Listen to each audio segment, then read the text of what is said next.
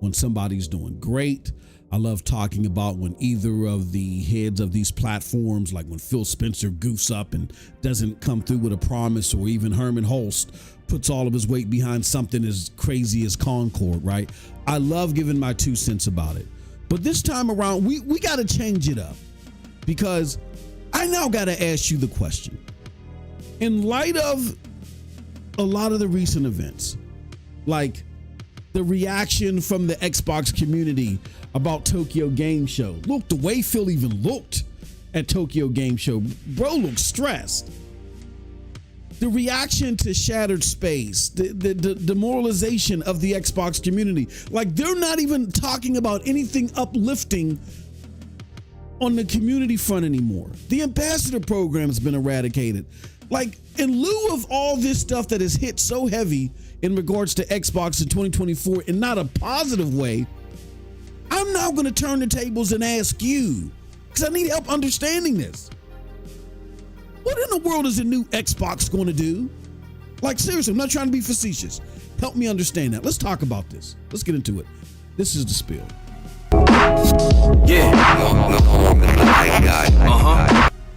What's up, people? It's your boy MM2K here of Hard Knock Digital Culture, Cloud Dosage, and MM2K Gaming, back again with another episode of The Spill. This is where we talk about the latest and greatest in video gaming news, but I'm going to be honest with you. This one is going to be more ranty than anything. And I'm not going to take forever doing it, because this is just like a real simple, straightforward question that I'm hoping to get help from you on. But before we get into all that, do us a huge favor, hit that like button, hit that subscribe button, and rock those bells for notifications, please. It's like I said in the bumper, man. Like, I really woke up this morning and said to myself, I tried to imagine, I'm an Xbox gamer, right? Imagine being an Xbox gamer. And imagine investing $500 in a console. Or even $300.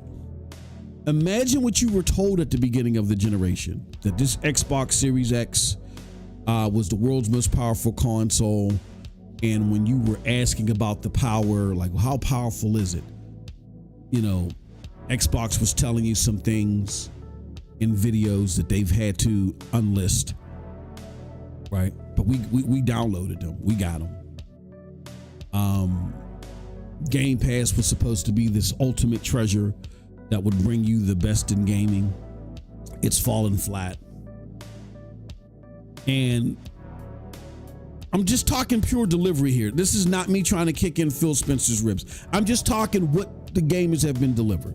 You thought you were going to get the best games. You thought, okay, I exclusively had Starfield, which is the game of the generation. And look, even though if you want to cap for it, you guys know deep down inside you, I cannot record your reactions to this video and document it and put it on the internet. You can just say this to yourself. I know Starfield was mid. I know it was mid. That's all you got to do. Say it to yourself. I know Starfield didn't do what it was supposed to do. I get it. You know what I mean? It was not what it was cracked up to be, and it's not living up to its hype.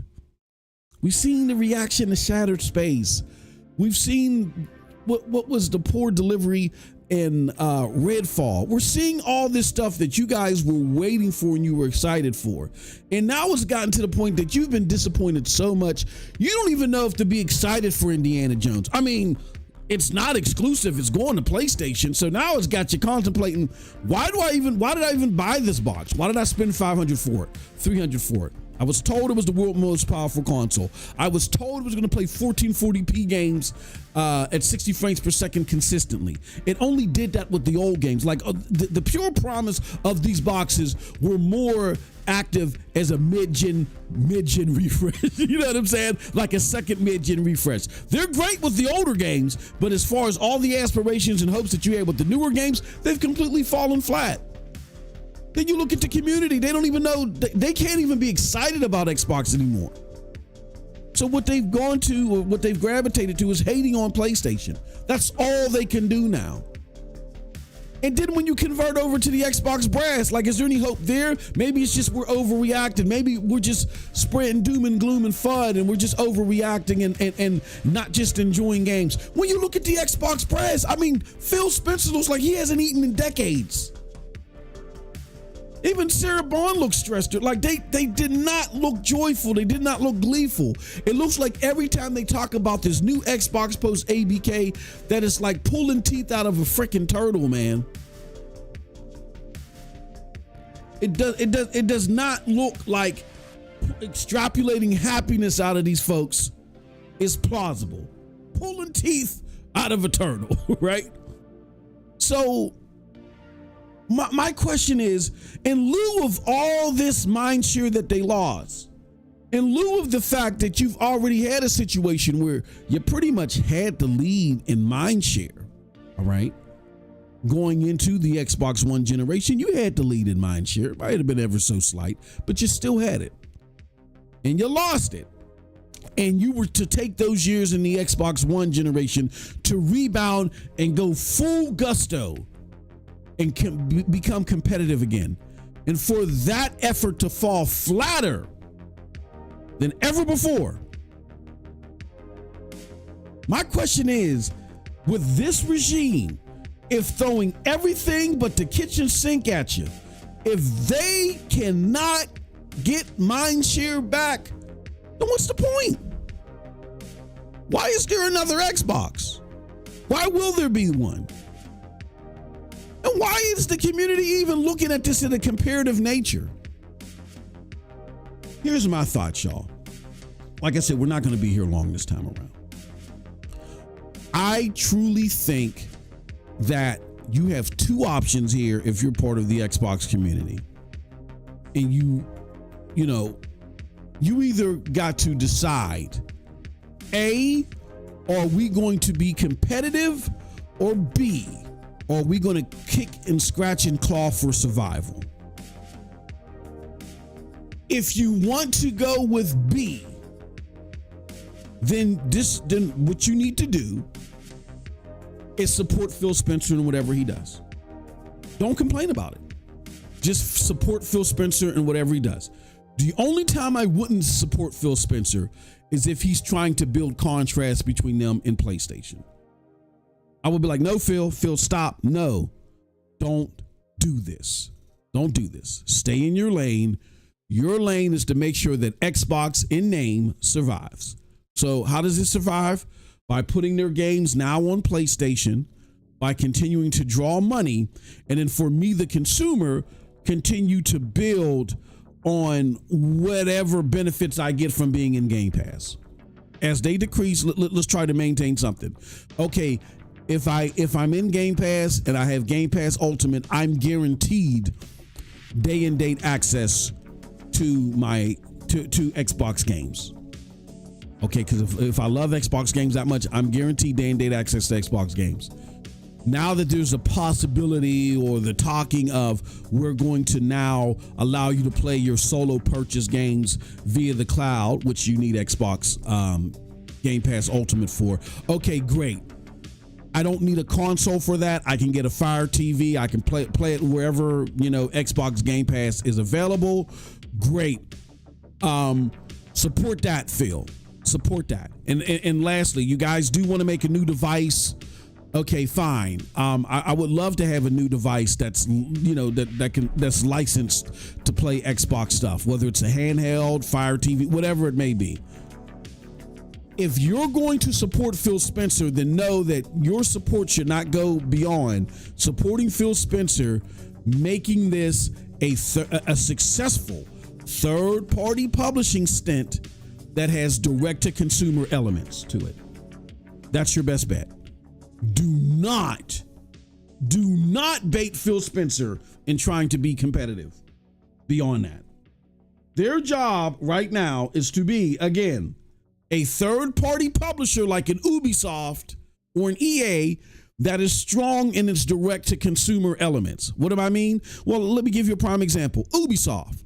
A lot of you may not realize this, but Ubisoft has officially released, it's not via retail, but officially released via beta, its own cloud streaming service. What you can do is go to Ubisoft Connect, load it up, and right now, I think the only game in the beta right now is Avatar, but you can play Avatar via its cloud streaming stint. And check it out. You know what I mean? See how well it works. I think it caps out at 1080p 60, right? They're going to use that AI and machine learning from people playing it to extend it, add more games, make it broader, so then they too can exercise a direct to consumer stint where gamers can play their games without having to own a particular console or even have a PC. That not a problem. Microsoft has an edge there. Those is Microsoft's true competitors, Ubisoft, EA, all those other places.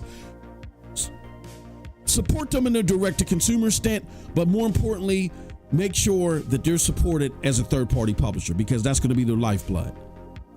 That's supporting Phil Spencer. If you want to support them being competitive, then Phil Spencer has to go. No head of gaming has failed this long. I mean, it's worse than any other head of gaming ever. He has failed to be competitive. Since he's taken over, Microsoft or Xbox Gaming has went to being a competitor with PlayStation to laughable versus PlayStation to needing PlayStation to survive. Because we can't argue. If it wasn't for the absorption of ABK, 2027, like Phil Spencer said in the FTC trial, yeah, Xbox would be winding down. That saved Xbox in name. To keep Xbox going under Phil, they got to do what I just spoke of. But if you want them to be competitive, Phil does not have what it takes in his mindset to know how to compete against PlayStation, because PlayStation's pure strength is quality. That's why they can get away with the stuff that they're getting away with. That's why PlayStation can go and do some of the things that they're doing. Allowing, in order for you to play their cloud streaming service, you got to own a console. You know what I mean? And some of the other more consumer unfriendly things that they, people unanimously say that they do. That's how they get away with it. Because of that.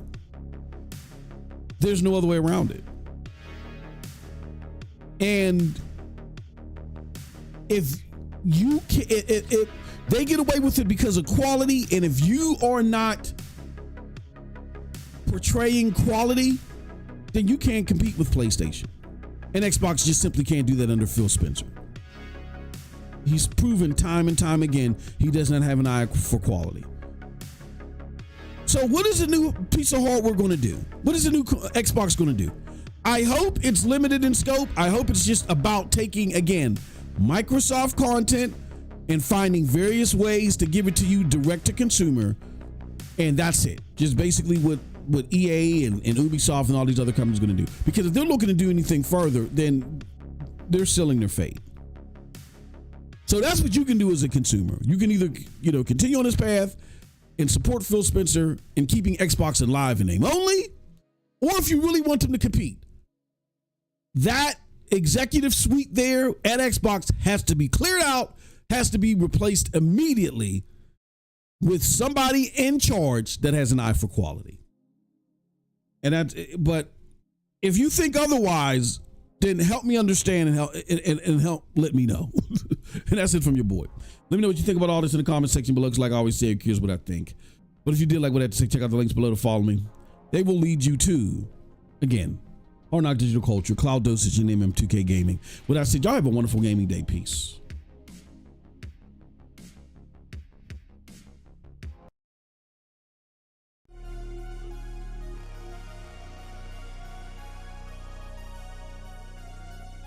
You. Oh, we're in the wrong thing. Let's go down cold blood to the other channel. Almost forgot. I dragged my brother down. Oh no, he already jumped in here. Oh no, he'll be jumping. Oh, there he goes. Okay. What's up, everybody? It is MM2K Cold Blood here, and we're back again with another episode of NRO Podcast. This is episode 78. And man, oh man, oh man, do we have a show for you today. To some of you guys' dismay, we're gonna be talking a lot of Xbox. Yeah, y'all love it when we kick Phil's ribs in, and we've been talking a lot of PlayStation 5 Pro, the pros and the cons, of all that stuff, and we had a good time talking about it. But we kind of like went inside out with that as much as we could.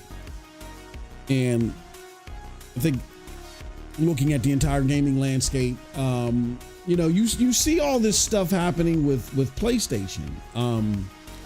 We're going to talk about it. You see the Digital Foundry. They're talking about PSSR. You do have some questionable things about the accessory chart, you know what I mean, and what's available on the PlayStation 5 front. So we're going to talk about that too. But you got all this buzz, even if it's not all positive, that's pointing to changes, updates, exciting things coming down the pike for PlayStation and gamers. You know, inquiring where they're going to land. And on the other side with Xbox, you don't have that at all. It's sadness. It's infinite sadness. It's, you know, I mean, I feel like playing some pumpkins in the back, some what was that, melancholy and the infinite sadness and shit. Just playing it in the background. That's all it is. I'm telling you guys, it's hard if you are an Xbox gamer and you're trying to promote this platform. It has to be hard, man. I you know, geez Louise. But anyway, before we get into all that, shout out to the chat, shout out to everybody. Do us a huge favor. Tweet this out, let everybody know that we're live. We earlier today we did a stream, not, you know, right before we did this. We did a stream and I played Too Human, or Only Human. Dog shit. No, you got all I gotta say is, man, you PC gamers, you guys got an acquired taste, man. I love you guys. Love you guys like kids I've never paid child support for. You guys have an acquired taste. Yeah, we played that for about a couple hours before we headed over there. We did that as our Foamy Friday members goal, as a thank you to everybody. So again, thank you very much for supporting the platform.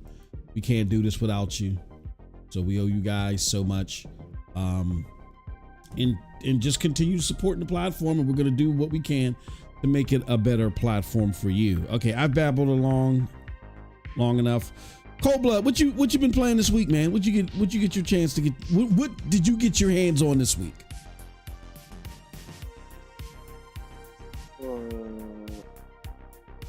We played some Dark Tide together. Yep. I don't like it. It's not good. You don't like Dark Tide? There's not much to say about it. It's a shit shooter. Yeah. We finished Space Marine, but nobody got to see that. Now, how did you do that, man? How did you do? No. Yeah. Don't try to blame that on me now. Yeah, I fucked that one up. Oh God, yeah. I'm still. Oof. Yeah, that was a fuck up. I was thinking about getting the DLC for Starfield, but after these reviews, oh my god. And after I saw all the gameplay of this shit, bro, this motherfucker is broken. It's completely broken, bro. Holy. Well, most of the time I played Persona 4. Okay. You enjoying that? Yeah. I love Persona. And well, yesterday I played some more Astrobot. We're close to the end. Yeah. Guys, make sure you check out that stream too. Yeah, we definitely want to do more streams for you guys, and we tell that you enjoy them. Maybe because you guys weren't expecting it, even though we put out multiple notifications. Yeah, Cold Blood did a great Astrobot stream, and during the stream, I was talking in the background about some of the things that led me to cover what we were talking. So, we were able to full-fledged discussion in the first half of the stream. So you definitely want to check that out. You don't want to miss that one. So, okay, I'm sorry. I just wanted to make sure people knew that that stream was even out there. But yeah. Okay. Anything else, brother?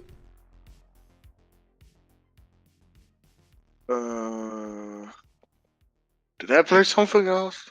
Did you play, what's that, Metaphor Refanzio, whatever the fuck? Oh, yeah. Oh, no. No, this is not good. Oh, shit. I never had a headache so bad like I had with this game. What was it? The noise in the like, what was the noise in the picture, bro. It's like you're in a dream sequence, but constantly. Like everything is kind of shimmery and stuff, everywhere. Yeah. Like it's not completely real. What you see, that's normally how a dream sequence goes, but that's constantly with this game. And bro, I had a fucking headache after 4 hours playing this shit. Like seriously, I felt sick. I don't know. Maybe they can fix that with the PS5 Pro, but goddamn, the PS5 version is horrible. Horrible, I tell you. You think you don't think it's just the art style? You think it's the actual version on the PS5? I think it's the art style. If that is the art style, bro, someone needs to get fucking shot, bro. Not fired, literally shot. For making me suffer like this. Intentionally. Yeah. Nah, I mean, I enjoyed what I saw. But my problem is what I saw made me fucking sick. That's my problem. Yeah. I hope they do an update or something that is not so bad. But for me right now, right now for me, it's a pass until I hear about a patch or something. Oh, okay. But that's not Silent Hill 2 anymore. Now I'm more convinced the Bluebird team finally did a fucking game that is not completely fucking terrible. Like they had a great track record. They had a great track record until Silent Hill 2. That's why I said y'all owe them an apology. Y'all owe them an apology. Absolutely not. No. No, I will play Silent Hill 2 and judge that myself now. They got my attention, but they will definitely not get a fucking apology from me for the medium. Like, bruh, are you serious? Nah.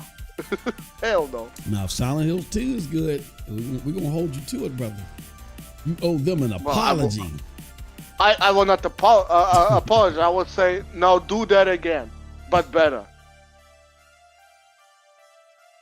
We got 29 people watching. Do us a huge favor. Hit that like button. Come on, get us over 10, y'all. What we doing here? Get us over 10 so we'll start the show once we get over 10. Mary Wilcox says, "Damn, Cold, get over it. The medium came out 3 years ago." Nah, never. I will never get over how dog shit it is. Wasn't that game locked at 30? Yep. Okay, yeah, we can't get over it. And the reason for that was because it's rendering two words at the same time. Yeah.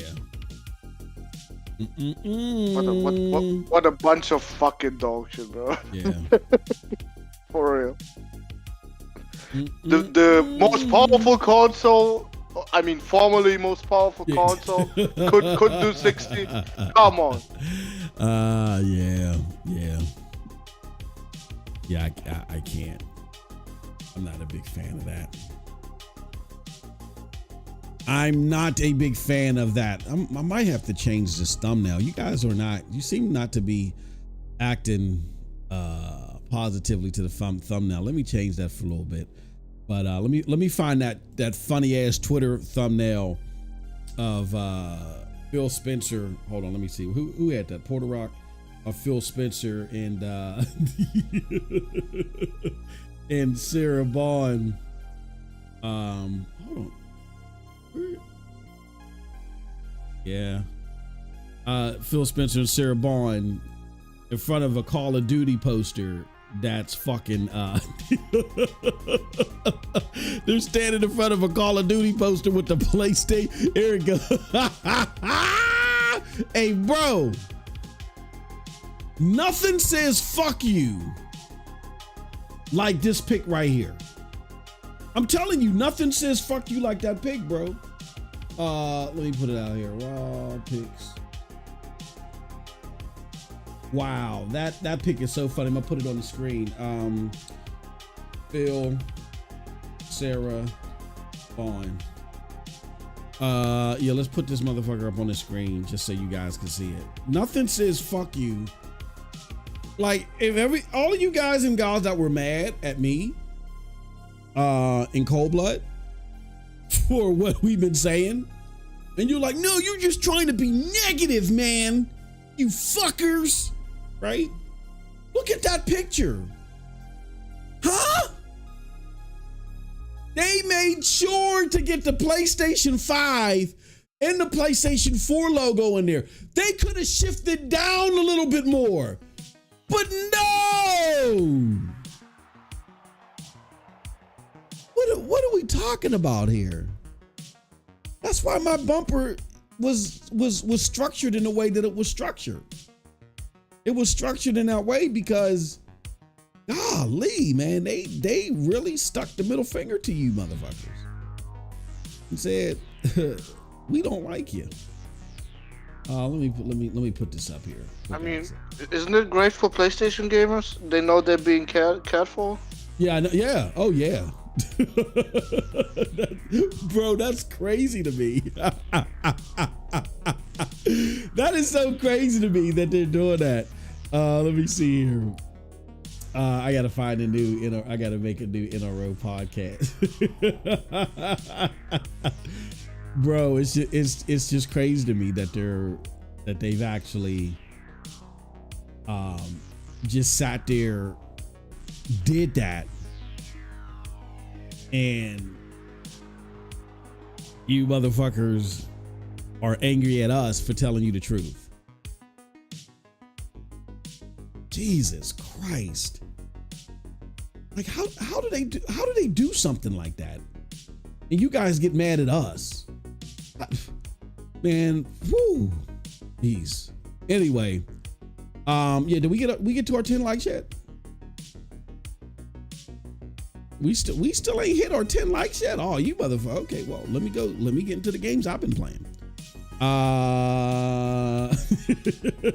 I was playing what did I play? I told you guys I played Only Human. Holy shit. No, Once Human. Oh, Once Human. Yeah. What was it? Some great dog shit gaming, bro? Oh God, man, that was rough, man.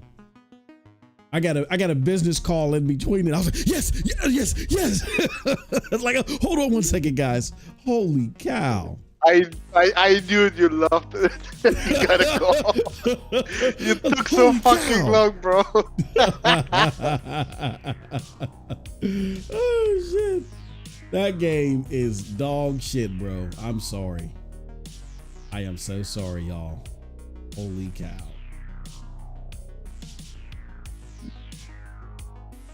But hopefully, you know, what else is coming out for the year? What else is coming out for the year that we can look forward to? Is there any other games? Dragon Age. Okay, yeah. Stalker, Indiana Jones. What else? Well, nothing Sony. No. Lego Horizon. I'm sorry. Oh yeah. Oh shit. How can I forget? God damn.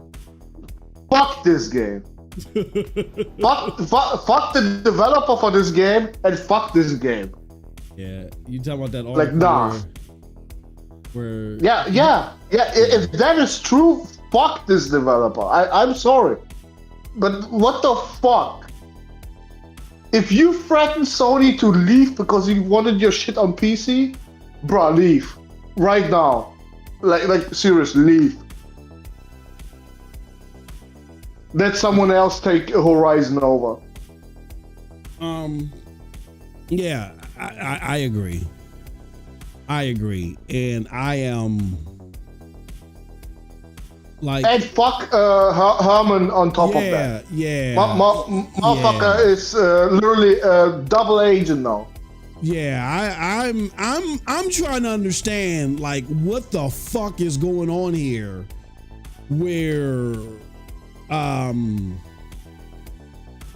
you threatened to leave PlayStation.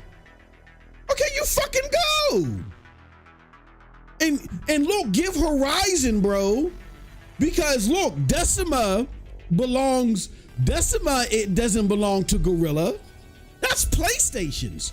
So you fucking leave. And guess who else knows how to run Decima? That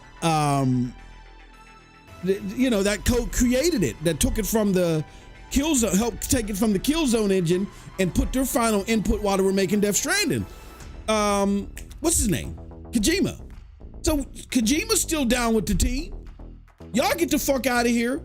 I take the makers of Days Gone and I give Horizon to them. Fuck you. That better not be true. I mean, yeah, I hope this is made up shit, because if not, oh my god. Nah, this developer is dangerous then. Yeah. Yep. I hope for their sake it's not true. And if it is true, and Herman Holtz is like, oh, okay, we're gonna do what you want us to do. If Herman Holtz like back down, oh yeah, bro, yeah, he can go with them and shit. Like, all right, you guys pack your shit. Jim Ryan already did. Now it's only Herman left. Well, that is true. Yeah. It ain't. Herman would have to go. Herman would have to go. I'm sorry, bro. Y'all said I'm fucking crazy when I said Herman is a fucking it's not the guy for the job. I mean, y'all said I'm crazy and he's so great. And as we get closer to 2025, bro, this motherfucker is even more dangerous than I thought he's gonna be. Yeah, I know the chat. Who, again, you got to remember, we love him. Like, I know the chat was like worked up and was like, no negative PlayStation, no. And so they weren't entertaining the idea of Herman Holtz being a problem. My thoughts were, which I still stand by, that it was too early to tell. And he did have his hands in approval of something. So he hadn't proved that he was a total disaster yet. But boy, did we jinx that shit. Because as soon as we said that, he was like, oh, well, I'm going to show my ass now. And everything he's done since we've had that conversation has been fucking bonehead. You know what I mean? So Herm definitely. I mean, I always agreed that he kind of was thrown in there. Like, really, did he do what he do? I think you always made a case of what did he do to deserve that spot? Like, normally you have. I did that. All the others just tried to argue with me. Well, he did so much. That he had. Usually, you have decades long rapport with the company. But yeah, man, it is that. Yeah, that better not be true. Now I know people in the chat. I haven't even looked at the chat yet. I know people in the chat. Well, you guys getting all worked up for a rumor? We're just saying that shit better not be fucking true. Because if that shit is true, and again, PlayStation people, this is not me trying to shit on PlayStation just to seem neutral. I know people have accused us of that before. It's simply that we keep it down the middle. We try to keep you gamers informed so you know which way to go, and approaching them and putting their feet over the fires and forcing them to do better. Because again, at the end of the day, they're a publicly traded company. You got to understand, when you're dealing with a publicly traded company, you are no longer their number one priority. You're not. You are a catalyst to their number one priority. The number one priority becomes the investor. It's like when you go to Whole Foods and you get grass-fed beef, right? You care about the grass being fed to the cow, not because you like the taste of grass, but you know that if they're being fed good shit, quality shit, then the cow's going to be quality. It's going to be a quality cut of meat. So that's how it goes with us as consumers. They're not coming after us. We're like the grass. They're using us as quality commodities to attract investors. And up until this point, Sony's had no choice, because they're competing with juggernauts like Tencent and fucking Microsoft. And they're beating the brakes off of Microsoft. So they gotta be about quality, right? They gotta do us well. They can't just play us off like how Microsoft plays as consumers, or they would be ass out. So it's just a matter of us trying to keep you guys informed of what could be coming down the pike so you don't lose your edge. Because the moment they feel like, oh, we don't have to jump through hoops for our consumers anymore, the moment they feel that, that's when you're going to start seeing bullshit. And I kind of feel like, and Cold Blood he can disagree or agree. I kind of feel like that because of the lack of competition, Microsoft bending the knee and realizing, holy fuck, we need these motherfuckers. I kind of feel like that PlayStation is kind of taking its foot off the gas a little bit. But that's just how I feel. I don't know how Cold Blood feels about that. You know what I mean? About what? About PlayStation kind of taking its foot off the gas a little bit because they don't have anybody that's trying to rival them anymore. Bro, I said that in the beginning of 2023. And I didn't change my mind since. So, yeah, it's more important than now that we don't just sit there and celebrate and go, Yahoo, Microsoft. That wasn't the end goal. For me, telling you that Microsoft was dog shit was so you give them you look at them with a critical eye and you don't fall for all the lies that are being told.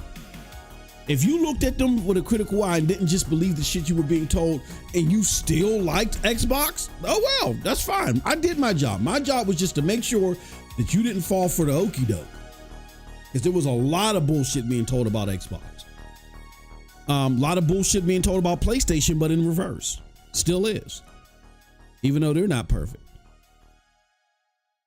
But that was the goal. The goal wasn't to say, oh, I can't wait for for Xbox to die. No, my hopes were that A, you guys were informed about what Xbox was really delivering, so you know what you were getting yourselves into.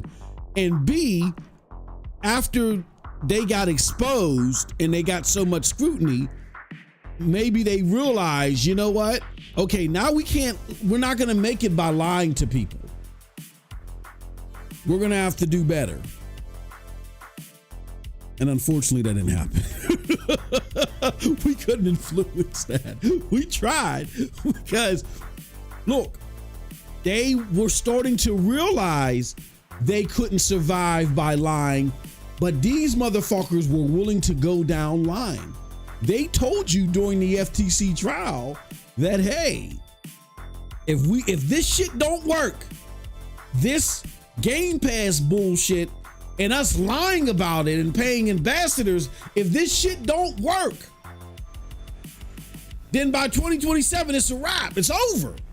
We're gone. Finite. They told you. Phil told you straight up. And the only saving grace was ABK. Because I guarantee you, I will be willing to bet my left and my right arm and everything in between that if those motherfuckers did not, if they wouldn't have got ABK, oh, they're gone. 2027, they're gone. What do they have? Indiana Jones? Shattered Space? Oh no, maybe they reboot Redfall, right? Maybe they reboot Redfall. Huh? They fund Super Lucky's Tales 2 and 3? What do they have? Fable? Well, how about the Ultra AA looking Perfect Dark that they had to get outside help for? Like, what do they have? I don't know. Let's go to the chat. Let's see here. Muhammad Riot says, it's funny how quality defense and exclusive game for PlayStation, the medium for Xbox. Yeah, there's a big difference, and I wonder what Cold Blood thinks about this. I think there's a reason why. Well, Cold Blood, you know more about Bloober Team than I do. Like you guys were on their case over more than just medium, right? There were other games that they fucked up, supposedly, correct?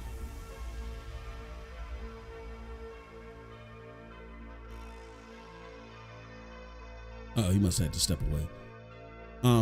Yeah, I think there were other games that Bloober Team fucked up, y'all. And let me know in the chat too. I think there were other games that they fucked up. And that's why people like Cold Blood, because I'm not a PlayStation aficionado. I don't know about those games. Or those type of games that they tried to port or worked on that they fucked up. I'm telling you, they love working with the PlayStation 5. And they're really excited. Yeah, bro, look at this. This right here it's over. I wish I had one of those programs where I could like write legibly on there. It's over. Matter of fact, I might make that the thumbnail. This might be the thumbnail. It's over. It's over. This right here. Shout out to Juice for becoming a member for the 6 month. Appreciate you, brother. Thank you. Thank you for your support as always. But this right here says it's this picture. Look. All right, fuck it. We got our 10 likes. We got up to 19. Thank you very much. We appreciate it. We can now officially start the show. Let's fucking do it. Let me go here to the rundown. And let's start with the Xbox news. This picture signifies everything. Everything you need to know about Xbox has been signified in this picture. And granted, I'm going to defend you, Xbox, even fans, even some of you zealots. I'm gonna defend you. And shout out to Juice for gifting a member as well. Okay, Juice. My homie Juice in the house. And who got the gifted membership? It was Halamako. I'm glad to see longtime supporters, get that shits. Get the shits. And Corey Massey, I like your comment. I'm about to get to that motherfucker. Give me 2 seconds to run my shit. I really like your comment. All right, so here's my thing. I'm going to defend. Now, bear with me, y'all. Do not get upset or Xbox zealots understand that I have a heart too and shit. I give to charities. You know, I see like a starving dog in the street. Like, you know, give him some red bones that we got in the garbage. I do it all. I do charity for all. So here goes my charity to you guys. Here's the thing. I'm going to defend your defense of Xbox. Here it goes. I'm going to defend your defense of Xbox. To a certain extent, though. Not all this dumb shit. Not the lies, but I'm going to defend your capping at times. Like, and when I say capping, I mean purely things going bad at times and you trying to side swipe it or act like, or say that there's no, you know, so what? It's not that big of a deal. Because a lot of people, you get a lot of people that are on the Xbox side that are looking at what Xbox is doing and they're like, this is great. This is exactly what I want. I think this is fantastic.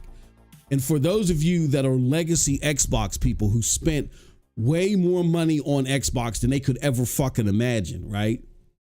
You look at them and say, how dare you be upset that I'm upset?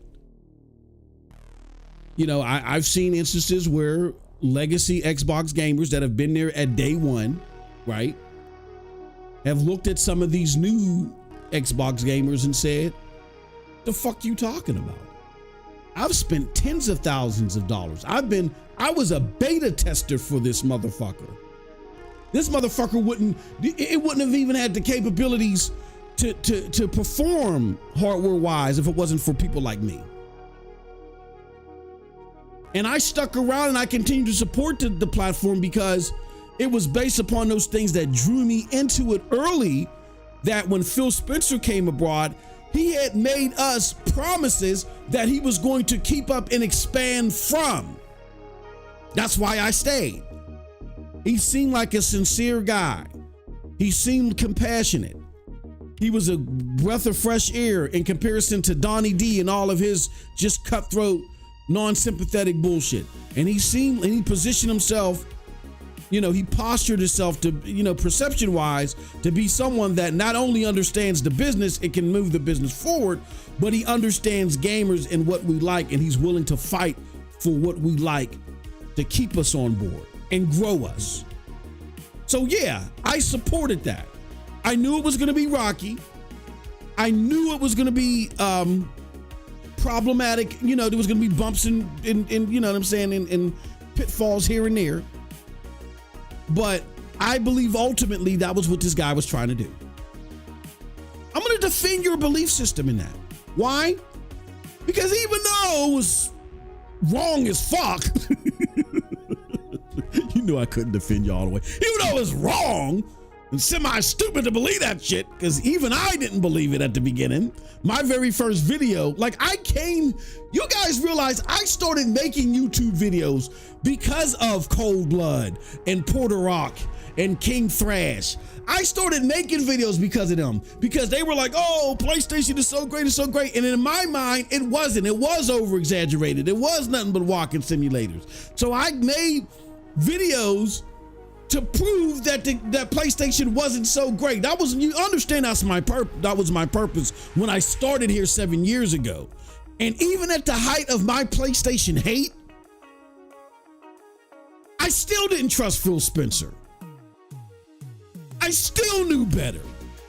But I digress. Let me put back on my sympathy cap for you guys.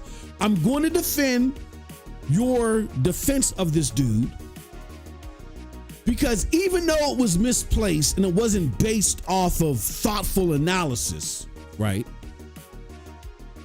Because apparently people can piss on you when it comes to gaming. People can piss on your head and tell you it's raining. Even though it wasn't based in thoughtful analysis, the outcome of supporting this guy, even when he was falling short, the outcome would have been a better outcome if he would have learned his lesson. If he would have learned the lessons and said, oh, hold on, I might like Crackdown 3. I mean, I might like Phantom Dust with the original assets. I might cream my pants over shit like that, but the rest of the gaming community isn't like that. I gotta be better than that. Oh, if he would have done that and realized what his flaws were and actually increased his gaming quality acumen as a result of your wood buffing and capping, I think we as gamers would have been better for it. Why? Because me and Cold Blood just talked about it. He said that since 2023, he's always argued the case that he is concerned about PlayStation taking his foot off the gas because they don't, you may not consider Xbox competition for the last 10 years. I feel that's arguable, but at the very least, they still had someone trying to compete with them. That was enough for PlayStation to say, you know what, we may be whooping your ass, but we're not just going to whoop your ass. We want to obliterate you, so we're going to just kill it in quality. That's why they were able to turn it around in just 4 years, from the PlayStation 3's flop to, in the final 2 years, really outshining and outperforming everyone's expectations, and then carrying that over to the PlayStation 4, and the rest is history. But had you guys is propping Phil up. I mean, this motherfucker had 10 years, bro. Outside of Nintendo, like, division heads don't get that long, even when they do well. Peter Moore by far, and some people may argue Jay Allard, but I feel like Peter Moore by far is someone who had the pulse of the Xbox community with the fucking tattoos and jumping on stage and all that crazy shit. And the decisions that he made, the shrewd ones that we didn't find out until years later after Jason Schreier wrote his book. I don't think there was any better executive I'm gonna say in gaming as there was at Peter Moore at the time he was ahead of Xbox, right? That being said, even Peter Moore was only given a few years. Phil had 10 years. Phil's heart was in the right place. I feel like the things that he said that he wanted to do, he truly wanted to do it. He was just incompetent in his QC and his analysis to ensure that it would happen. So after he would make these high-strung promises and the shit would roll out and it would actually not do what he promised, he then has to carry it out with lies and excuses to save his ass. And it's like, I don't know if you guys ever seen the movie Out of Time. People talk about Training Day, which is a great fucking movie from Denzel Washington. But it's not my favorite movie from Denzel Washington. My favorite Denzel Washington movie is a movie called Out of Time. If you've seen it, clap your hands in the chat. Awesome fucking movie. Why was it great? It's got my second wife, don't tell my real wife, Sanaa Lathan in it. But fucking Denzel's character in there, it reminds me so much of Phil Spencer, except at the end he wins. I mean, or at the end he gets out of his but every moment you turn, it feels like that. His last lie, oh my God, the end result is going to lead to more and more collapse and more, and he's always, and that's why it's called Out of Time. Like, he runs out of time out of something significant, and he's just stacking lie on top of lie and trying to get out of it, and finally, something happens to where, it's not as bad as it could have been for him. And I feel like that's Phil Spencer, except Phil fails miserably at the end, and that's why he looked the way that he looked in that one picture that we had up last week. I feel like Phil is Denzel out of time. He wanted to execute something, didn't do the homework and the science to ensure that what he wanted to execute was actually rolled out. He made all these big promises, all this R&D and shit was invested into it. It falls flat. Now he goes into panic mode. Now he's telling lies to cover up. They're throwing developers under the bus. They're blaming, they're blaming tools. And when I say they're not saying this, but guess what they're doing? And Tim helped us understand this. This was the parasocial relationship of the ambassadors and all the people that they flew out. to Redmen. They would go over there and have these talking point sessions with people over what the talking points were. They would send out their managers, their PMs, to go talk to these creators and give them the talking points. That's where the 40 to 50 frame deltas. I knew that 40 to 50 frame deltas didn't just come out of thin air. That's shit that they coordinated and threw out there. They knew better for them to say it, but we got all these, bloodthirsty fanboys and zealots that'll say it for us. But the problem with Phil is that, like I say in the video, man, at this point in time, when it comes to Xbox, you got a decision to make. And I'm defending your right to have capped for some of the, in hindsight, some of the more excusable things.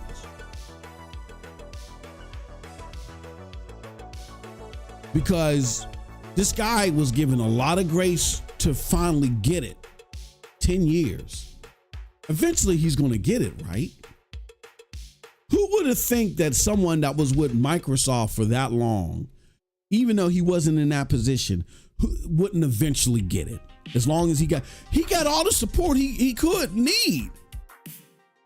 Now, a lot of people may say, well, Satya wanted to do this and Satya wanted to do that. Yeah, absolutely. Satya was a roadblock, but he was a unique roadblock.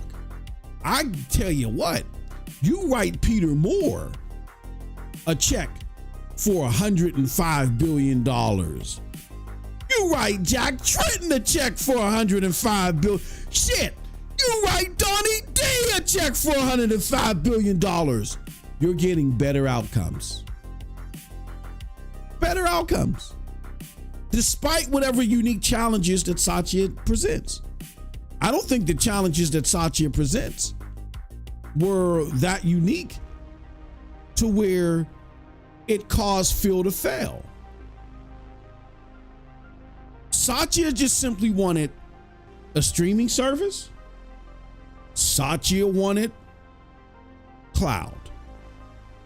We see streaming services and cloud services do just fine. Right?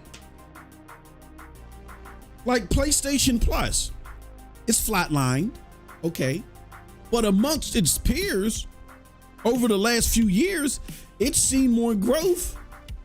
Over the last 2 years, it's seen more growth than PlayStation, percentage-wise, without it being a staple of the PlayStation experience. Now, I'm not saying there's more subscribers. I'm just saying it's seen more growth. It is kind of flatline, like all the subscription services. We're not suffering from the pandemic anymore. And just the business model of a subscription service versus, hey, look, I normally just buy 2 or 3 games a year from the average gamer. Look, if them 2 or 3 games aren't in these subscription services that I buy, and if I come out paying more, it's not worth it to me. I don't play a whole bunch of games. Gaming is different from TV and shit. Why is it different from TV? Because gaming is dynamic. It's not static. Show that I'm watching right now is From, my favorite show on TV right now. I think it's an excellent show. Now, seldomly will I go back to a previous season of TV that I've already watched. I mean, I might boot up a movie, but it's very seldom that, unless it's comedy. If it's comedy, that's different. Or if it's like a martial arts, if there's fighting in it. But if it's a drama, I already know what happened. The drama doesn't have the effect that it's going to have watching it again, right? So TV is static. Entertainment like that is static. So it's ripe for binging. The average consumer is going to binge TV if they enjoy TV. Because once you watch an episode, watch a season, you're ready to move on. The dynamic is totally different when it comes to games. Why? Because you can have the same game that you boot up every day. And every time you boot it up, especially with all these online elements and games as a service elements in these games, you get a different experience. Every time you boot up Call of Duty, you don't get killed in the same spot every single time, the same amount of times. You don't kill the same people. You know what I mean? It's a dynamic experience. It's different every time you boot it up. The same fucking game, even the same level. Dynamic. Where TV and even music is different. Where you might like repeating the same song over and over again, but you'll consume a bunch, right?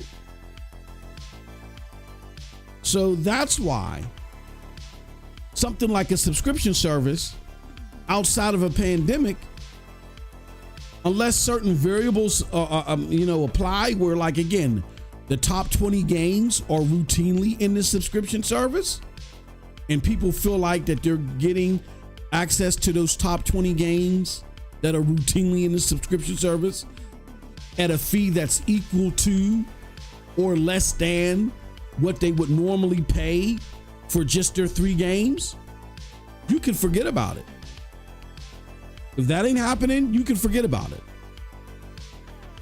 Because games are already $70 a month. So if you're sitting there trying to charge me like $250, when normally, because I only buy 2 to 3 games, I'm looking at $210 max.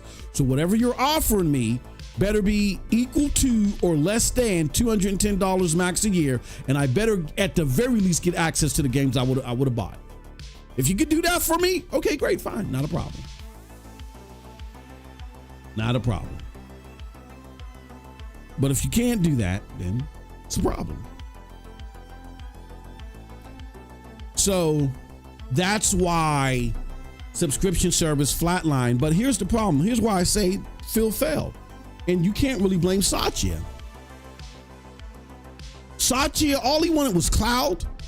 All he wanted was subscription.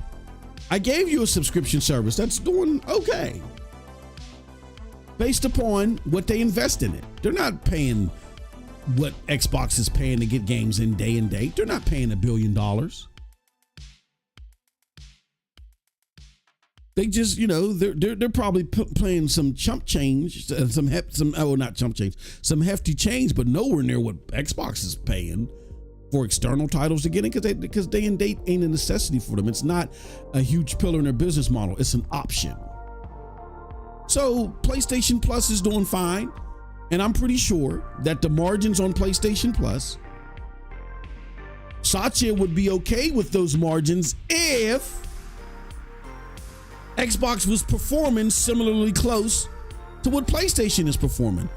Satya would be like, you know what? We don't need Game Pass we ain't got to run this gimmick and try to make Game Pass be the tell-all be-all in gaming, because we're killing it in our marketplace. Satya would trade places in game. He would trade places in a billion years. He would use their model and just expand from it. He would trade it in a billion years, but he doesn't have the artillery and the personnel to do what PlayStation's doing. That's one. Number two, all he wanted was cloud. Right? All he wanted was cloud. Now, granted, Xbox is doing better in cloud, and in large part that has to do with Fortnite. When they got Fortnite, that moved Xbox Cloud from last to first. Very smart move, but it does not fulfill the promise of cloud at all. Cloud was supposed to be this thing to where it's indistinguishable to your more moderate levels of gaming. When Stadia first came out, it was arguably moving up to that place. It was getting there. Then they ran into their roadblocks. But I will tell you right now that GeForce Now, you know what I'm saying, definitely surpasses that threshold. And the only reason why I feel like more people don't embrace GeForce Now is because they saw Stadia and its flippy floppy nature as far as in existence. Even though GeForce Now, all you get to buy your games and you still get access to them physically if they were ever to go away. people still don't even want to deal with that headache. And then B, they've seen the failure in delivery of xCloud. So they just assume that A, cloud gaming is unstable as a business model, and B, it just doesn't work well. But for those of us that know better, that actually use or indulge with GeForce Now, particularly Ultimate, we know that the promise that Xbox was trying to show us is, as far as performance in games, actually lives through in GeForce Now. Why do you think they are doing more and more and more to put more and more games on GeForce Now, right? Outside of the deal. And they're actually working on a button. There was leaks of it earlier in the year. They're actually working on a button where when you boot up a game, now this might not happen until the next console or the next piece of hardware or this generation, that if you see a game,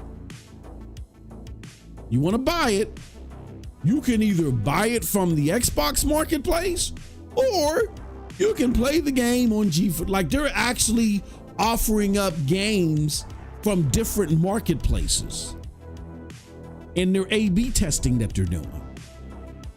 The Street Fighter isn't in Game Pass, even though Game Pass is on GFN. If you're offering Street Fighter 6 on GFN, you're offering it via Steam.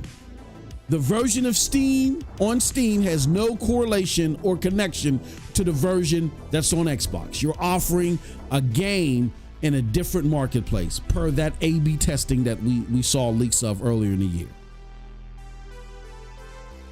There's a reason that's happening, because GeForce Now's technology is realizing what Xbox hoped they could do. So my thing is, I defend your defense of Phil, hoping that he would catch on in the spirits of Peter Moore and Jay Allen and Seamus Blackley would absorb his soul and he would get it, and they would get back to their glory days and better. That hasn't happened. There's just a level of competency that he does not have to where that's not possible. And so this is why you see stuff like this. All right, this is why you see this. And more importantly, let's do this. I want to pull up something because, look, you can try, and I've had conversations with people where they were like, you know what? Starfield was successful for Xbox. No, it wasn't. Successful means you met the expectation set, right? But if you haven't met the expectation set, it doesn't matter if the volume is high to you, because you don't know what expectations are. Let me give you a prime example. To you,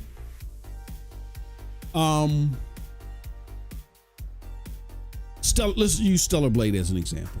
You know how people were saying, oh, Stellar Blade didn't sell well enough. It's, you know, because it only sold a couple million or whatever. I thought it would have sold 5 million. But then the company came out, said it was a success, and it was such a success for the company that it allowed where people were skeptical about buying stock from them if they went public. This, because they were like, all you got under your belt is this mobile game. You don't have any success anywhere else. That game was so successful for them that when they shared, after the numbers for Stellar Blade came out, after they shared those numbers with investors said, oh, fuck yeah. Yeah, we're ready for you to go public.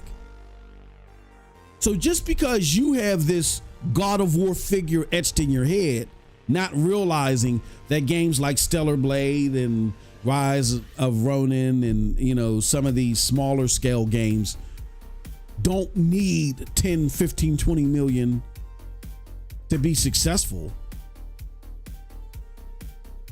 That doesn't matter anything. You don't have good business acumen. So the numbers that you draw up in your head are not set on reality. So on the flip side of that, just because we saw Starfield topped the charts while it was offered day one in Game Pass, which don't get me wrong, that was hella impressive for that snapshot in time. The expectation set for Starfield definitely was, they said this in articles, we want this game to be played for 10 years. Bethesda always treats their games, these Bethesda Softworks games, like that are, Todd Howard inspired. They always treat them like games as a service, even though they are single player games. They treat them like games as a service. They're in their own lane. They were expecting this to be a popular game for 10 years, like how Skyrim was. We're now at points to where Skyrim is doing better than Shattered Space, or not Shattered Space, better than Starfield, right? The old Fallout games seem better volume than Starfield. And to double down on why I say Starfield wasn't successful is the expectation was that everybody knew Starfield was going to sell a lot. Like, prime example, everybody knew, good or bad, Cyberpunk was going to sell a lot. After all the controversy that they got, they had around 13 million sales. But you got to consider how much went into marketing, how much went into advertising, how much went into the development of the game, and how many refunds came, right? You guys aren't thinking about that. How many refunds you think were on Steam for Starfield?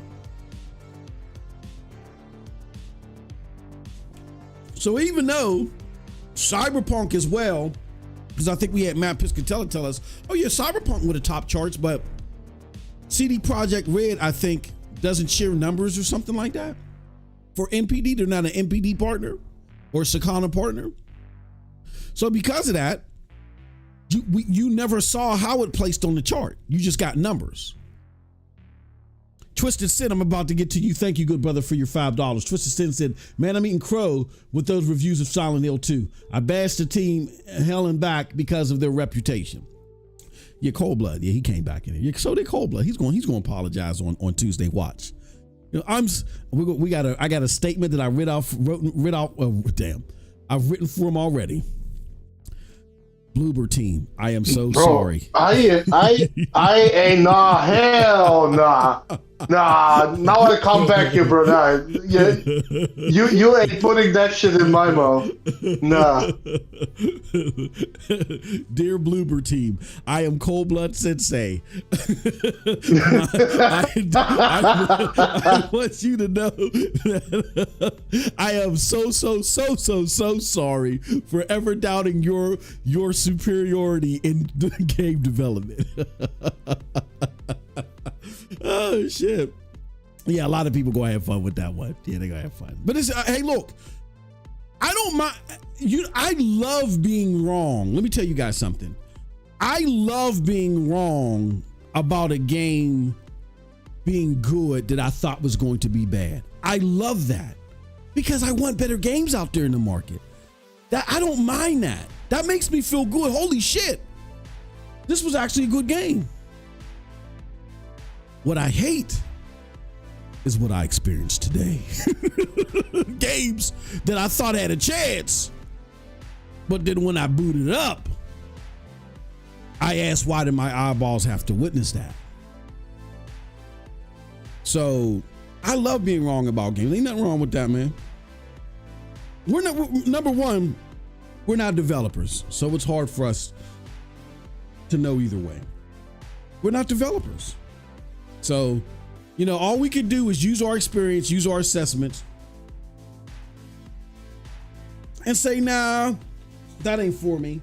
That ain't for me. I love, like, for instance, Days Gone.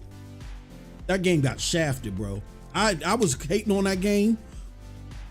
I got a copy of it, played it. I was like, what the fuck? Hold on. It's got a little Far Cry, a little, you know what I'm saying, little Naughty Dog in it. It got a little this and that. It's just it good, great story. It's got a little bit of everything in it, and it's got its own little thing going on. I I like this. This is the shit. You know?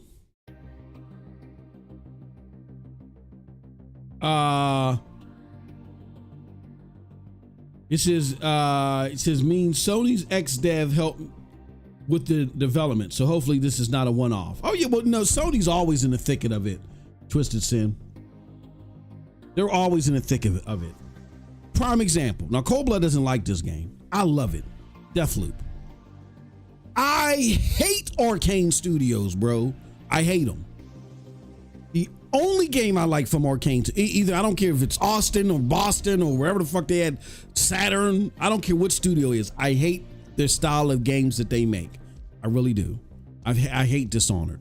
Hate Prey. I think Prey was done a raw deal because the original Prey is a classic. From not Annapurna, I forgot the name of that team that made the original Prey. And then it got bought off of them by Bethesda, and Bethesda was going to continue the spirit of it, which it was going to be like an open world space traversal game.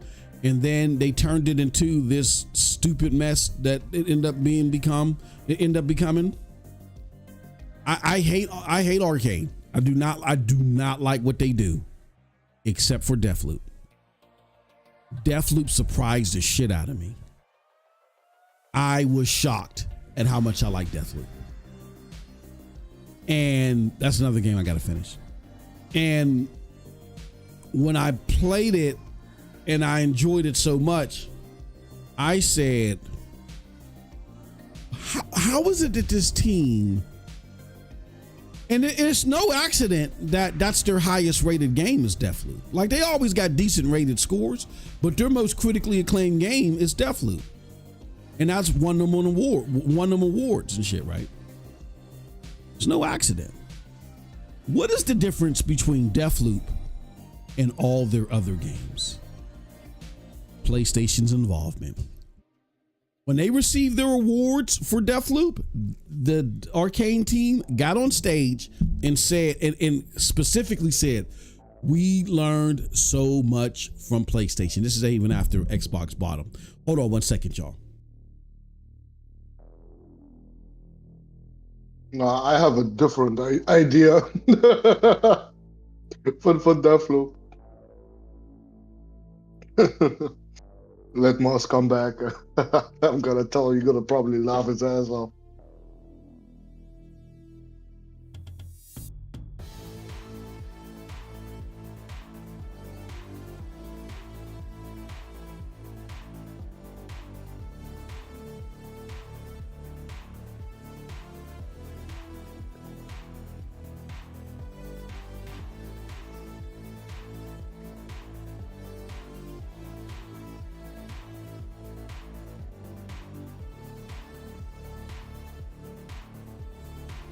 Okay, sorry about that. Moss. Uh-huh. Grums would disagree with you. Would you say Grums would? He would say because he black. That dude. And the crazy thing is, I used to like Grums. Like when he was sitting there making the aforementioned Starfield and shit.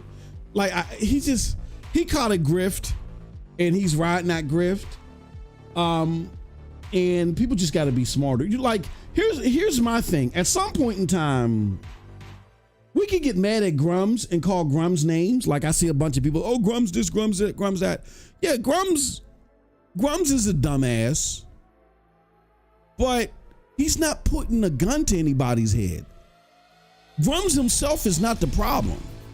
The problem is all the dumbasses that don't vet what he says. Like you can sit there and say, hey, look, I do think there are agendas with certain things. Like I do.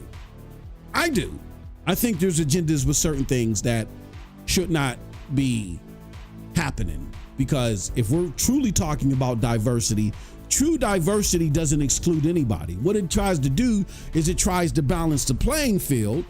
And so it's not that, you don't show this group in a negative light all the time, or every time you turn on the movie, the first person that dies is the black guy. He gets the first person that gets killed in the horror movie. Like, okay, maybe the black guy makes it to you balance it out to where it's not always predominantly. You don't sit there and take one predominant group and then swap them out completely and then try to force another group to be predominant in its content.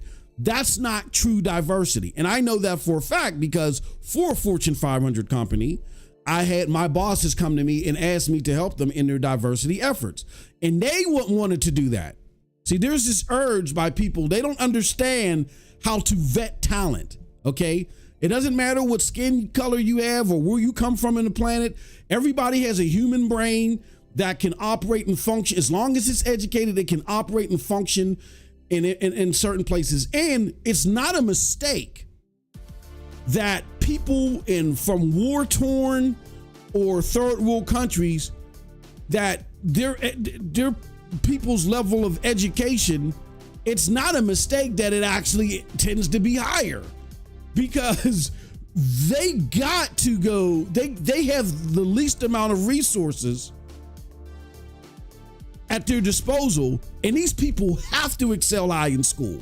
So when you go to a lot of these countries, they're not playing with their education.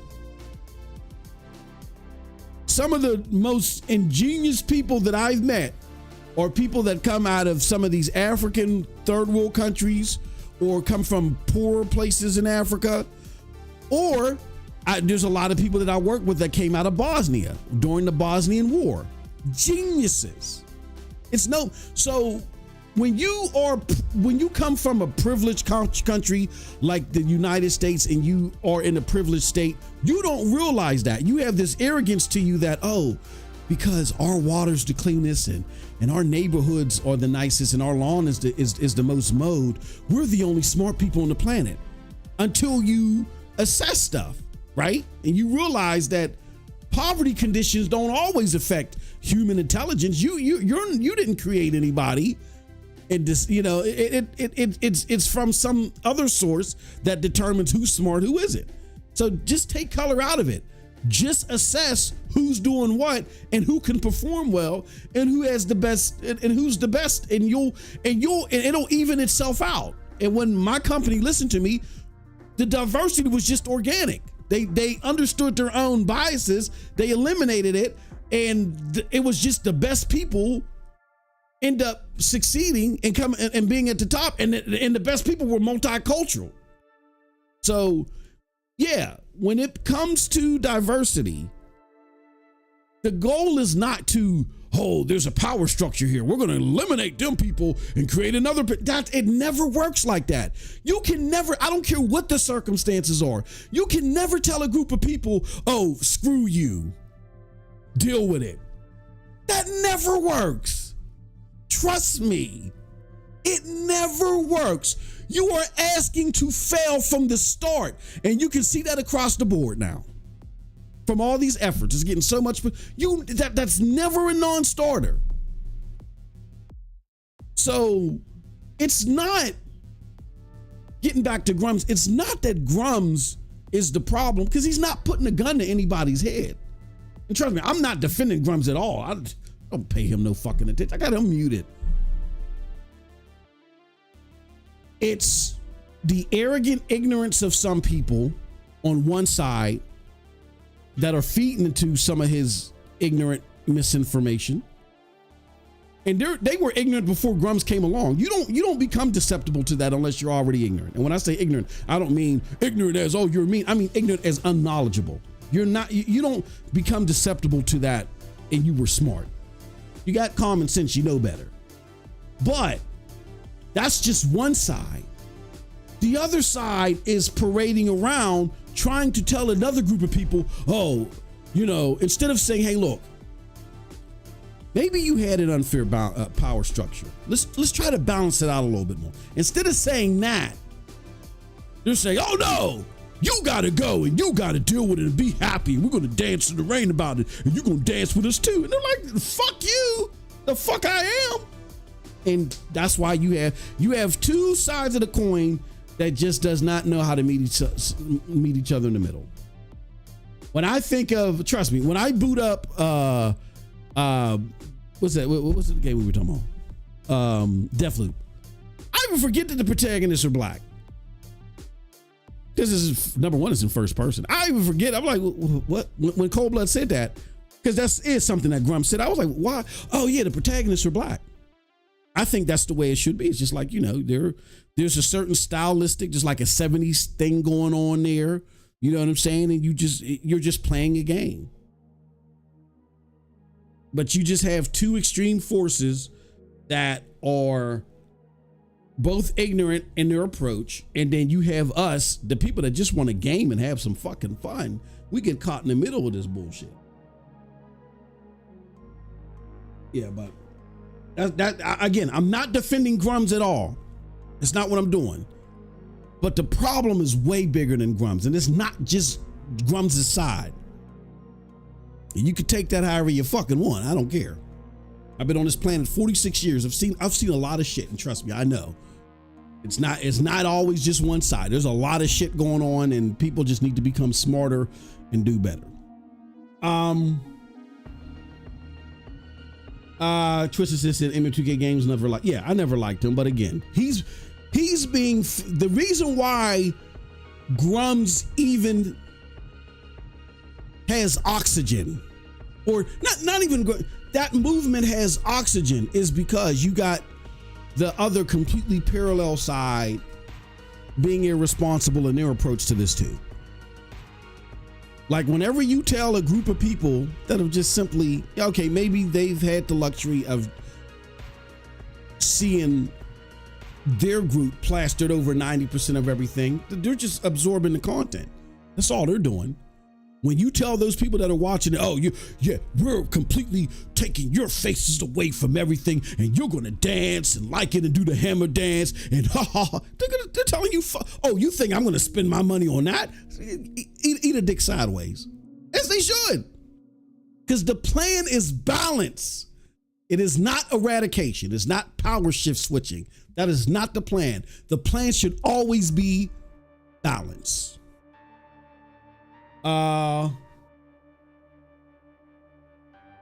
He says, well, this year we found out a lot of shit from his background, including the I don't know nothing about that. I don't even want to get into that. Let's move on. Anyway, yeah, Deathloop is better because PlayStation got involved. Deathloop is better because PlayStation got involved. And Phil just doesn't have what it takes to do better himself. It's just not part of his pedigree. Where his contemporaries had maybe a quarter of the time, half the time at best to do something, Phil had 10 years counting, and it's getting worse and worse and worse. That's all.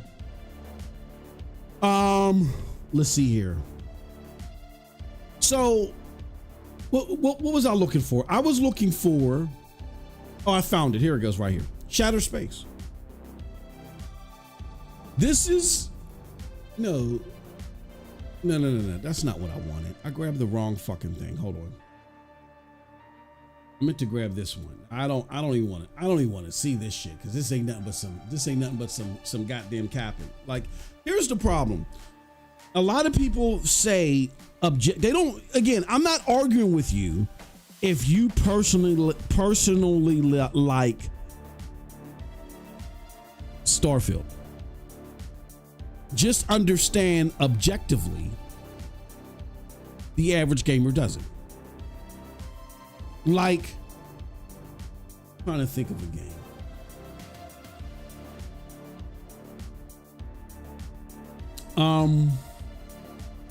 Fuck, I can't think.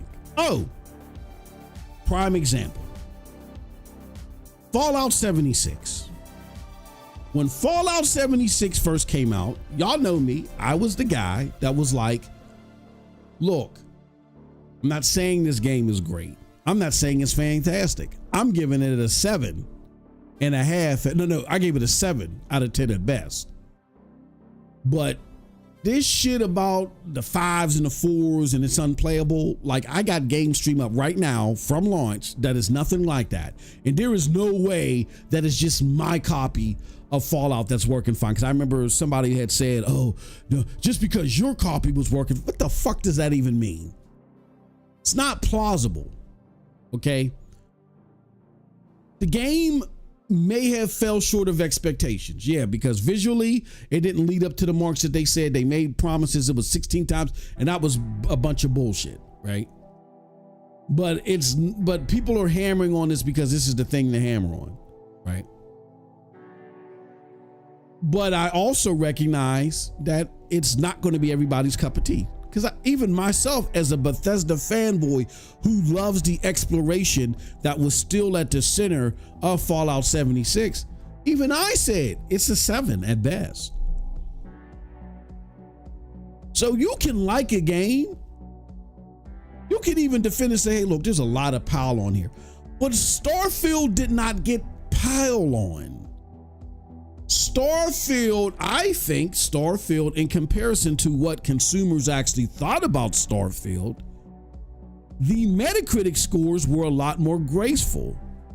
Starfield, objectively, with the average consumer, is not a 7. It's not a 7. With the average consumer, Starfield is at best a 6 on average. People say it's boring. They don't like it. Me included. Like me and Cold Blood just a few weeks ago, we were debating about, I was like, I got the Ascension mod, right? And I was like, oh, this mod looks cool. I'm going to play Starfield again. And Cold Blood was, fuck with me like, why? Why are you playing that? I'm like, because this shit looks cool. Like, oh, whatever. It's cool. We going back and forth, just fucking around about it. And I added the Ascension mod, right?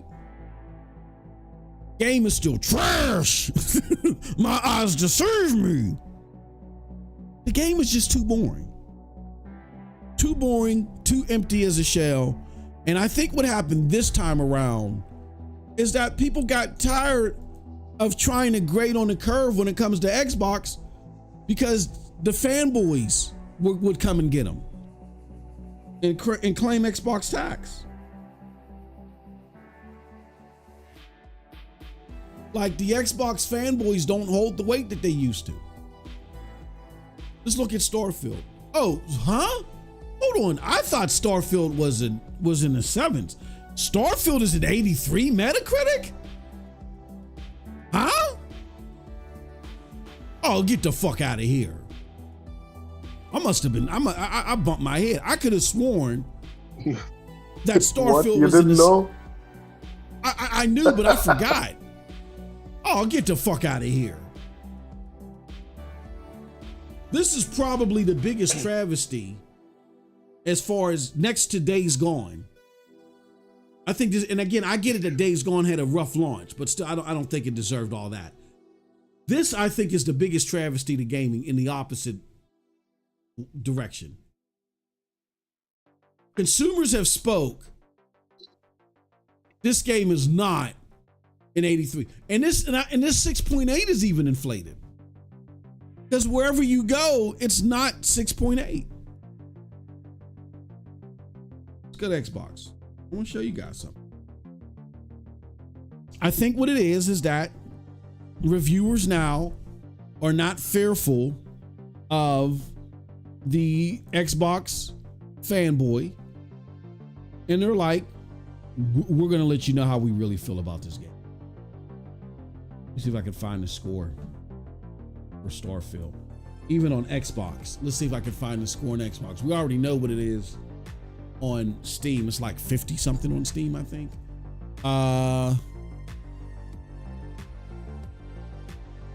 Where is the game? Where's the review? Or did they get rid of the reviews now? Did they get rid of the reviews? Oh no, I think if I go buy it. Okay, here it goes. So it's 3.5, which is okay. All right. Even on Xbox, it's a 7. I thought it was more of a 6, but it went up to it's a 7 on Xbox, right? This is 31,000 reviews. It's a 7 on Xbox. Do we dare look and see what it is on Steam?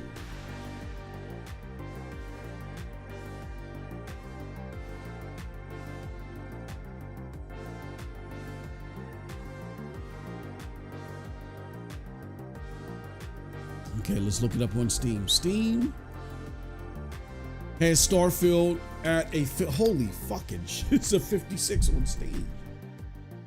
What are we doing here? Look at Shattered Space.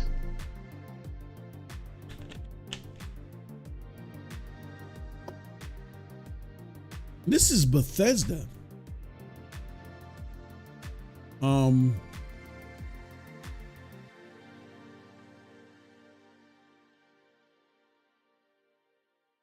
Third Space.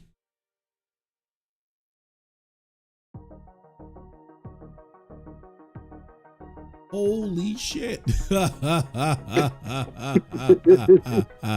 think it's worse than Redfall, bro.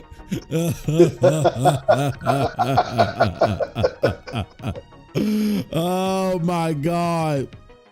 Oh my god. He said, God damn. 16 times the deal for Starfield got better scores than Ghost. Yeah, that don't make any sense, Juice. That was a travesty, but that was brought about because game reviewers don't have any integrity anymore. And instead of saying, like, I'm a journalist and I don't give a fuck of what you say about me on social media. If I'm not sensitive, then I'm just going to deactivate my accounts. That's it. I'll deactivate my account.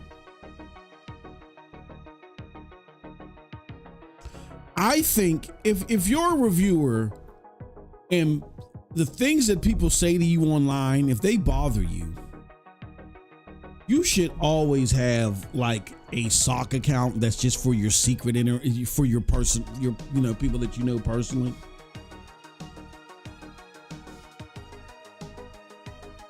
So you can just decompress from your public persona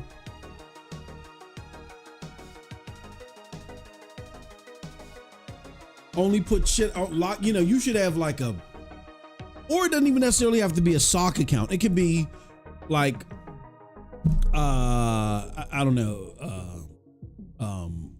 like a Jason Schreier. I would have Jason Schreier public, Jason Schreier personal. That's again, if you are that, and your personal account is locked down, like you have to approve people in order for them to have access to your personal account. Like they can't see, you know what I mean? They can't see nothing.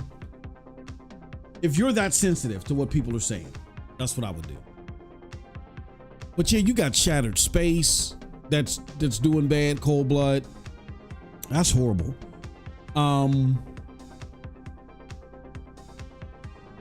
Let's also do this. Let's go to Jamie's Act. It's always entertaining to go to Jamie's Act. Let's look at the latest crazy shit that's on the Jamie's Act account.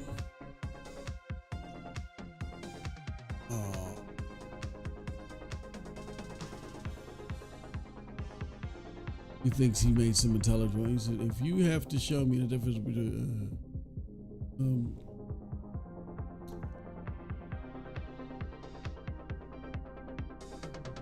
see, we always get some entertaining shit from Jamie's Act. Oh, hold on. Here goes. Yeah, I heard this.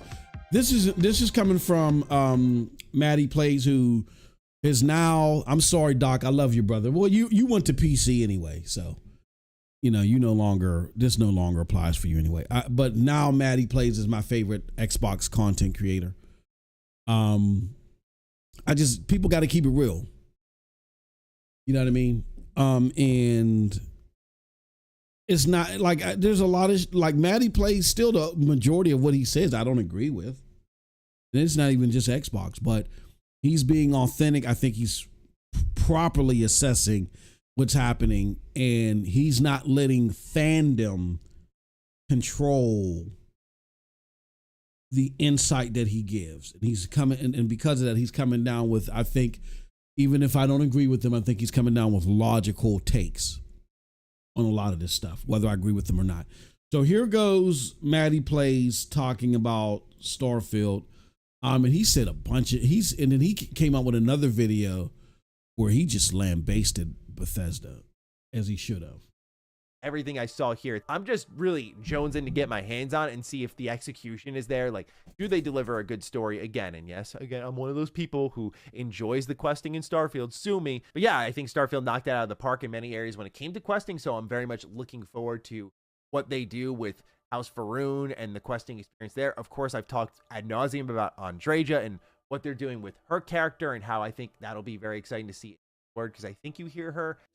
Shattered Space doesn't offer really anything new. And I think the most disingenuous criticism of it is that it's, quote, more Starfield. Not because it's incorrect, but because I think that is a surface level take and that there is much more wrong with Shattered Space. And I say that as someone who has loved Bethesda Game Studios for a very long time. I don't think this is just more Starfield. I think this is Bethesda Game Studios thinking they know what their fans love and checking boxes like, hey, you like exploration, right? Okay, you're on foot. Hey, you like to wander, right? Okay, you can do that. But it's about what you discover that also makes it so fulfilling. And that's obvious. I don't need to explain that, but that's missing in a lot of this DLC. And as you get further and further from Varun Kai, you'll find your typical seemingly generated locations, cave, outpost, abandoned outpost, like these small research facility was one I found, and there's just nothing there. The story fell short for me because it felt a little boring. Like, it's so short that I would say beelining it is a thing that doesn't exist. Like, it is short enough to beat in an afternoon. This DLC does not run well. I played on Series X performance mode, and when you open up your scanner, there's a micro stutter each time. If I'm running around the world, or heaven forbid, I am driving around the Rev 8, it gets really bad. The Rev 8 also in particular does not feel good on the terrain of Varun Kai. Ultimately, very disappointed with this, and I know there's gonna be year 2 DLC, but I don't know where they go from with this. Like, I thought this was the prove it moment. This is the response to the criticism. Like, this was the Phantom Liberty moment of like, yeah. So this is coming from somebody, if you guys don't know Maddie, he is a big time Bethesda person. So he was a Bethesda fanboy like I was at one point in time, and an Xbox fanboy like how I was at one time as well. And that was his claim to fame is his fandom over both of those both of those parts. He does not like this, and he enjoyed Fallout. He enjoyed Starfield. He liked Starfield. He understood its flaws and was disappointed that it wasn't more broad reaching because it took so long for him to even get into it. But he liked Starfield. He ended up liking it after, you said, yeah, I had to play it for 40 or 50 hours. Nah, fuck that, Kiko. I'm not doing that shit. But yeah, this is someone who is, again, now has let all the prohibitions down. He is not worrying about the fanboys like everybody else, and they're just like, fuck it, this thing is trash. Like I said in my video, you have this. You have Indiana Jones coming to PlayStation. You announced that day and date. That you announced when it's coming to Xbox. Again, it's not coming day and date, but you announced at the same time that you announced the Xbox version. You're now at Tokyo Game Show, standing in front of your, you might as well call it your flagship title now. It's the only thing that makes you worth anything is fucking Call of Duty. You're standing in front of your flagship title and have the PlayStation 5 and PlayStation 4 insignia there. And you release that picture in spite of, the turmoil that your community is going through, because they were expecting Final Fantasy 16 or, Final Fantasy 7 Rebirth for whatever reasons to come in. Even though you didn't pass that information along, that they're having that issue. It was more like, this picture is not going to move anybody. It's not going to do anything positive. All it's going to do is assert to those that heavily relied on you to be competitive, and now they're watching you transition. All you're doing is just throwing salt in the wound. That's the only thing that picture does, is to throw salt in the wound. You'll have some that'll try to cap for it and say, no, that's them trying to fight the console war. Again, people close to Phil knows how much he enjoyed the console war. He has no choice but to bend the knee now. Excuse me. So the problem is that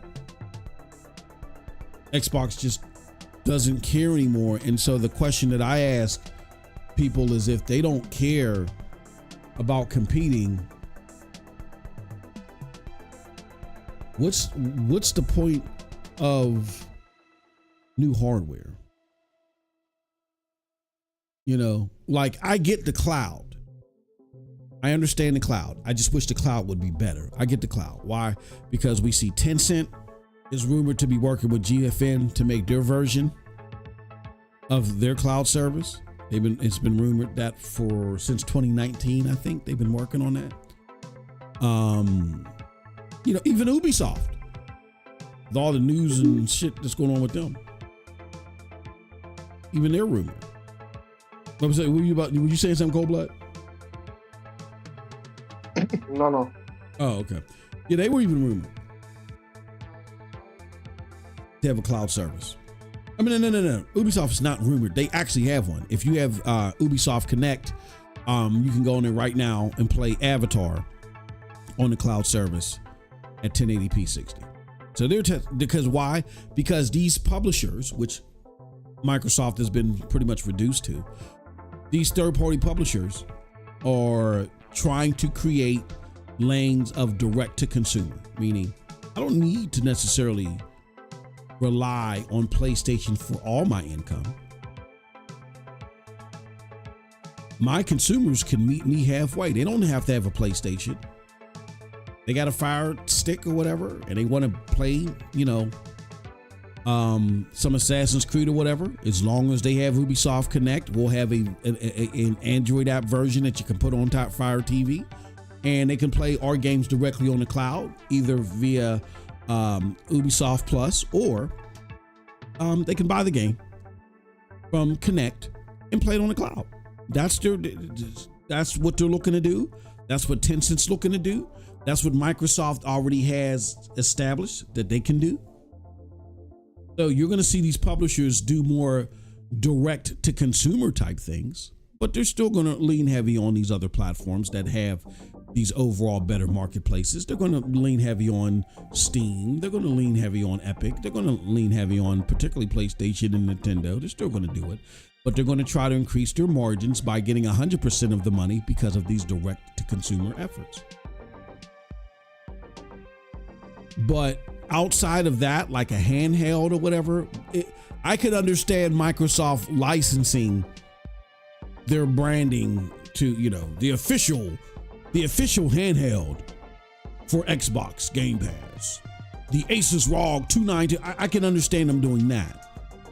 Them partnering with Asus or partnering with somebody, giving them getting paid for them to license the branding, the official handheld for Xbox Game Pass. But outside of that, I really don't see. You don't make hardware as a publisher. You don't make hardware unless you are at some avenue trying to compete. Even if it is just a dockable handheld, you're still trying to compete with PlayStation in some semblance, because you're marketing AAA games. You're marketing a lot of the same AAA games, the same versions, that are on PlayStation as well. This is not like Nintendo Switch where you're getting some really scaled down Nintendo Switch port. You're getting the PC version on these handhelds, and reasonably so. These PC versions, depending upon the device, are very comparable to the console version. Matter of fact, the console version originates as a PC version of the game that's ported to console. So, I think it's more than evident that this handheld is some last ditch effort by Phil and he slithered it through. That's if they follow through with it. But to me, it's pointless. So yeah, you have all this stuff happening with Xbox. All right, so here's where I'm gonna ask Cold Blood what his thoughts are on all this. Cold Blood, you're Microsoft. You realize that you need PlayStation in order to survive. You completely bombed out the last few generations because you got arrogant in between the 8th and 9th generation, or the 7th and 8th generation, and you thought you had it in the bag. And now you're in a state where you threw everything but the kitchen sink at the wall and you're doing worse than you did last generation. Help me understand, Cold Blood, if you can. I know this isn't fair trying to put you in the mind of Xbox, but help me understand. What the fuck is a handheld? What is the purpose of an handheld, an Xbox handheld that they developed themselves? Well, like, what is that going to do for them? Why would they make their own hardware anymore? Help me understand that. Well, just look at their attempt of a mobile phone. Mm-hmm. And how much that did. So yeah. This is another attempt to sell a goddamn device that is gonna be full of fucking bloatware from Microsoft, where they can get your fucking data and sell that shit. That's what it's gonna be. They're gonna tell you, yeah, you can have Steam, you can have Epic Game Store, we don't care. We're just gonna take your fucking data and sell them, motherfucker. And on top of that, we're gonna put a shit ton of ads in that motherfucker. Yeah, I guess. That's what I think they're planning to do. Yeah, no, that makes sense.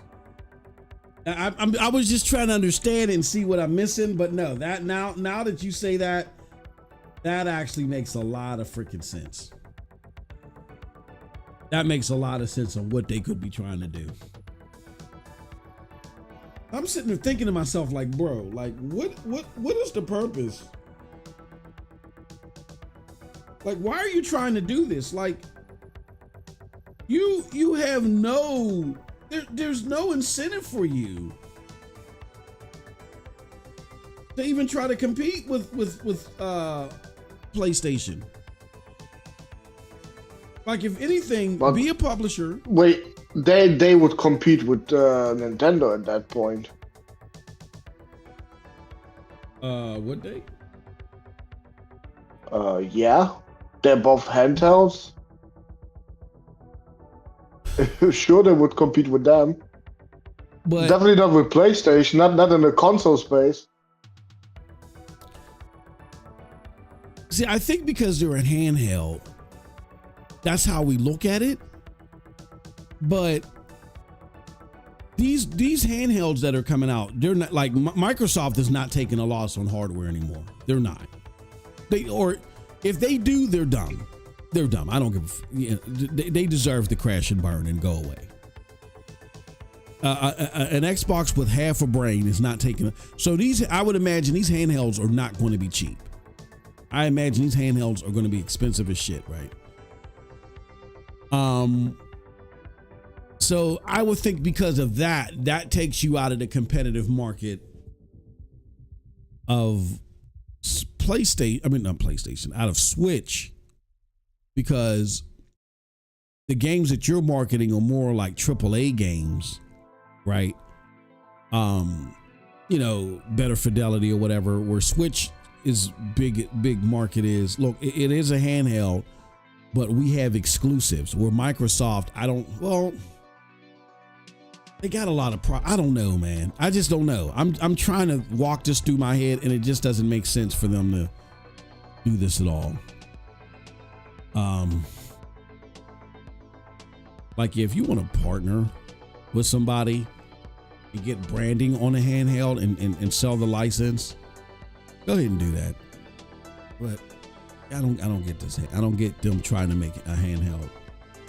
Because we hear all the time, right, Cold Blood? Oh yeah, the Windows team, they're divine. I mean, they're geniuses. They're super engineers, right? We've heard that for 2 generations. We heard that generation. The first time we heard it was when the Xbox One X was coming out. Yeah, they're super geniuses. They're the best. They're the best engineers in the world. Xbox One X was a failure, right? And then we heard it again with the Series S. How the hell is you going to get a $300 console with those RAM limitations and shit like that, with those spec limitations? How are you going to be able to compete with the PlayStation? Oh, they're geniuses because the clocks and they did this and they're geniuses, right? And the Series S and the Series X is a bigger failure than what Xbox was last gen. So now you're going to make a handheld. And it's these same geniuses who I would imagine a lot of them would have left by now. Well, maybe not. No, maybe they're still around. Because again, maybe they're still around for Microsoft. But these same geniuses are going to be making your handheld. That major 1X that didn't live up to expectations. The major Series X and S that definitely didn't live up to expectations. Who's going to trust you now? This is what I'm trying to figure out. Aaron Walsh says Xbox is doing what they always do, jump on the next hot thing. Yeah, that is true. That's Phil's problem. It's called in flight. It's a business term for it. It's called in flight. Like normally when we sit amongst ourselves, when I was managing, or no, I work on special projects. We do this now. So we have a meeting and there's something that we got to change a database or an application or something like that, change how it works. We come up with like all of us that work on special projects, we'll all sit together in a boardroom and we'll, get on the whiteboard and figure out how we're going to make these changes. And so we say, oh, what if we could make the database do this? Or, that'll help us out and give us more time. What if we could make it? So we talk about all this cool shit that we wanted to do. And so like the project lead will sit there and say, okay, cool. This is what we're going to do. We are going to go and present these ideas to upper management. And we're going to tell them what it's going to cost or what it's going to require for us in order to do this. And then we'll get their approval on what they can do. And then we'll say, okay, cool. We're all high-fiving each other. Oh man, yeah, now our systems are going to do this and do that. And then, so the project lead will come back and he or she will say, okay, you guys were all happy, high-fiving each other till your fingers were red. Curb your enthusiasm. Upper management said that they're only going to pay for 40% of our proposal. 40%? Well, that's not going to be enough we're going to have to cut this. Yeah, we got to cut this out and we got to cut that out. And then so you've gone from talking about something that's in flight, meaning you're just shooting off ideas, versus something that, okay, now they've cut off 60% of the support that we needed to do all this shit. So now what we're actually going to roll out is going to be something different from what we thought it could be when it was in flight. And the problem with Microsoft is they talk to their consumers and talk to their consumers like, we are going to roll out this thing when it's really the in-flight stage. It's very irresponsible, and it reeks of that. I know that's what it is. It reeks of that. Microsoft is, under Phil Spencer, Xbox is eerily irresponsible with that. There's no other explanation for why they cannot accomplish, like these are talented people at Microsoft that are doing. They did not have this problem with the OG Xbox. Even with the faulty 360, they didn't have the problems in competency as far as the actual performance that they had there. Now all of a sudden under Phil Spencer, nothing that they say lands. What's the difference between back then and now? Phil Spencer's the difference. Phil Spencer is like a little kid when it comes to games. He may know the business, but he can't help himself. He gets excited, gets that little weird ass fucking grin, on his face and shit like that, where he kind of looks like the Grinch that stole Christmas a little bit and shit. He gets that grin, and then he comes out there and he starts talking to y'all about stuff while it's on flight. They start slow leaking stuff to these content creators about stuff that's in flight. So by the time the engineers look at the plausibility of it, it may not be the same, complications that we run into because we're the actual engineers working on. But by the time they run their ideas by the engineers, and the engineers are like, okay, well, this is what it's going to take. Phil Spencer looks at the bill and he's like, okay, we can't do that. So then they got to start walking back the shit that they already advertised, but he doesn't know how to transition from, okay, we know you heard this, but this is what you're actually getting. And part of the problem is that the same people that they are slowly leaking this shit out to, that is true, are the same people that are coming up with these harebrained theories about how things will work. So by the time you reveal it, it's a huge disappointment because that's not what so-and-so content creator told me. And you can't sit there and say, well, we're not so-and-so content creator. You use so-and-so content creator as an extension of your marketing. You fly them into Redman. They're taking pictures with them. You're validating that what comes out of their mouth must be true. You set yourselves up for this. It's just the irresponsibility in communication, period.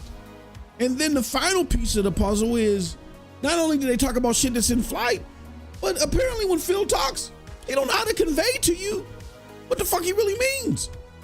Sarah Bond just spat all over him, threw him under the bus. In that Bloomberg interview where she says, I had to put Post-its on my computer that said, you don't get paid to do what he says, you get paid to do what he meant. If that isn't an indictment of piss poor execution of vision, I don't know what is.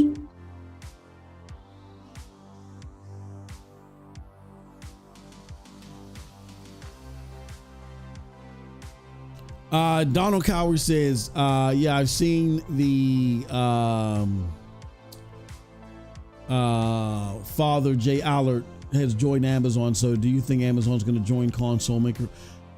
Amazon has Luna, and they're taking it real slow with Luna.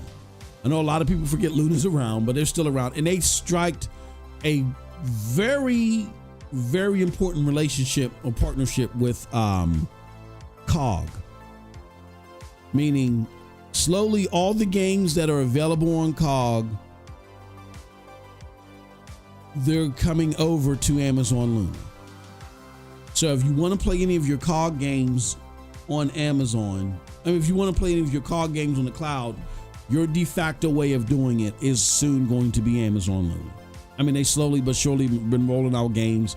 I think Witcher 3 is available, the COG version. Cyberpunk hasn't been rolled out yet, but there's games coming to Amazon Luna. So I think what Amazon Luna is going to do is they're just going to continue to ride this niche wave of taking whatever revenue they get from cloud gaming, reinvesting it, flip, reinvestment, rinse and repeat, until cloud gaming gets more acceptable. And then you might see them start rolling out their shit mainstream on the cloud.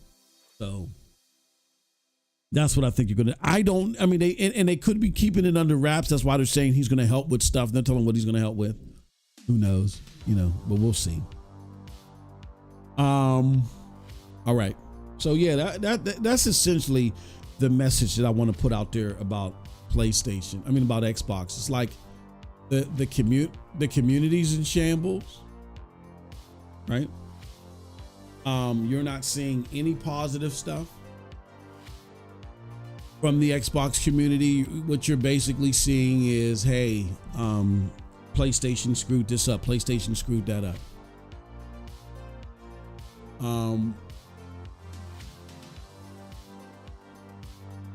And then you got Digital Foundry doing some things. Like, let's get to that. Let's get to the PlayStation portion.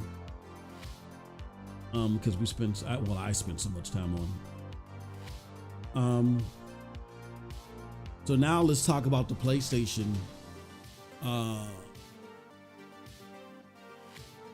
In Digital Foundry. Like, Digital Foundry has talked about, here we go. Let's listen to this. They're already talking about improvements on PSSR.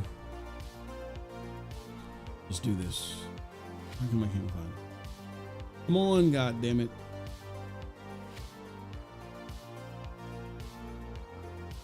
There we go. Okay.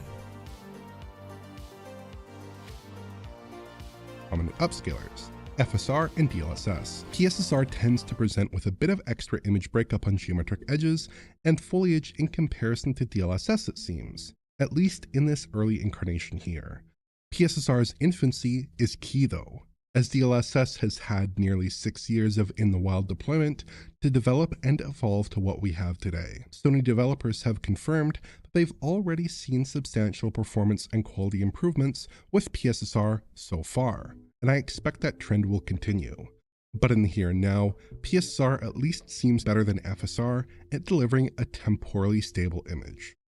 Overall, I'd say the PS5 Pro's rendition of The Last of Us Part 2 seems successful even in this pre-release state. It delivers a credible-looking 4K image with excellent detail and pretty good image stability at a virtually flawless 60 FPS update. It's effectively as Mark Cerny put it in the PS5 Pro announcement video, achieving fidelity-like graphics at performance frame rate. Rich came away with similar impressions from his capture session, as he actually played and recorded the PS5 Pro dev kit capture we've been showing throughout this video. Looking forward, I'd be very curious to see how PSSR behaves with lower input resolutions and somewhat more challenging game content. The Last of Us offers a satisfying 1440p to 4K upscale, but a lot of demanding PS5 software runs with sub 1080p internal resolutions. In those situations, FSR is not really up to the task of delivering a stable-looking, reasonably sharp image. That bar will be more challenging for PSSR to clear, but that's going to be important in titles like Star Wars Outlaws and Alan Wake 2, both of which are slated to receive Pro upgrades. But for now, early indications suggest that PSSR, in combination with the Pro, is capable of delivering a solid 4K 60 experience in a range of PS5 software. There you have it. So, you got more impressive stuff happening with PSSR, but everything's not. It's not fantastic. We got a little mini controversy here, and I'll let Cold Blood elaborate more on that. Let's see here. So there is this chart. And I'm going to start off with this chart because I really need Cold Blood to help me decipher what I see here, because I kind of got confused. So this is coming from Pure PlayStation. It's just very valuable official image from Sony Showcase showing things that work with PlayStation 5 Pro. Circle is yes, cross means no. As expected and being extensively bought, both the stand and the disk drive will work with the Pro, while the faceplate sadly don't. Cold Blood, what do you think about the plates? Or what do you think about this graph right here? What's working and what's not working when it comes to PlayStation? I mean, it's ridiculous that the slim covers won't work on the Pro. Like, what the fuck did you think when you designed that shit? Are you gonna make Pro exclusive faceplates now? Like, huh? They better work. It better be a fucking mistake. Because you gotta be stupid to do extra shit for the Pro.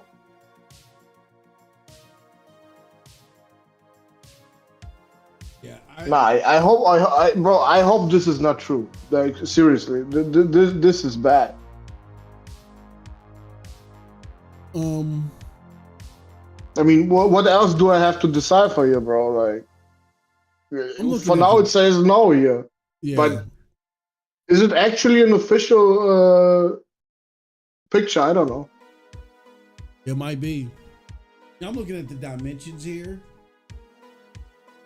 And that could be because that could be the reason why they have 3 stripes on the Pro. That could be why the Pro has 3 stripes to, you say, oh yeah, the faceplates are of a different caliber. You gotta be kidding me. Like nah. What the fuck? That's what I'm seeing. I think that's why it has 3. We're thinking it has 3 stripes because that was the design choice. Where I think they probably made the 3 stripes to like ensure that the faceplates are different faceplates between consoles. Yep. I think that's it. So, but I told you, man, that is the shit that we're seeing. That's Hiroki Totoki. And that's the shit we're going to see. We're going to see shit like that. We're going to see the $5 thing increase. And again, this is not me defending it. Me saying this is the business side of it. And it sucks. It sucks.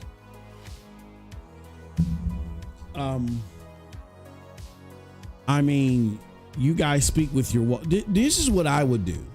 On any of these proposals that Sony is doing that you have a problem with, my suggestion is not only be vocal, but let your wallet have the final say.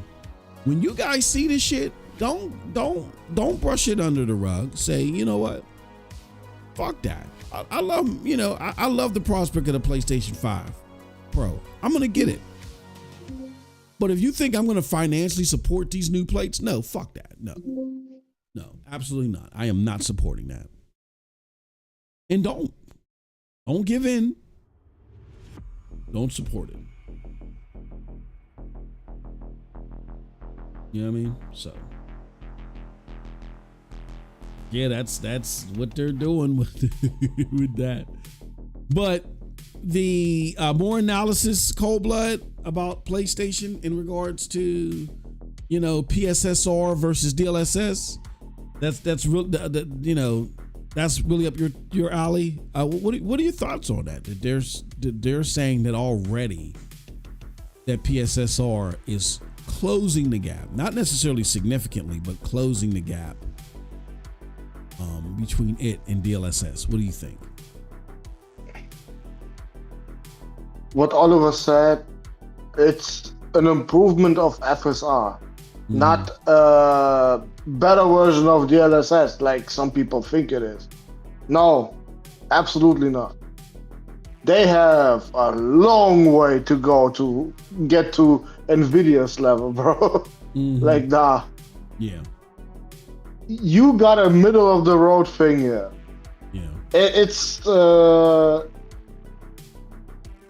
an upscaler, but with AI in it a little bit. It's not on the same level as a fucking GPU with extra fucking tensor cores in it.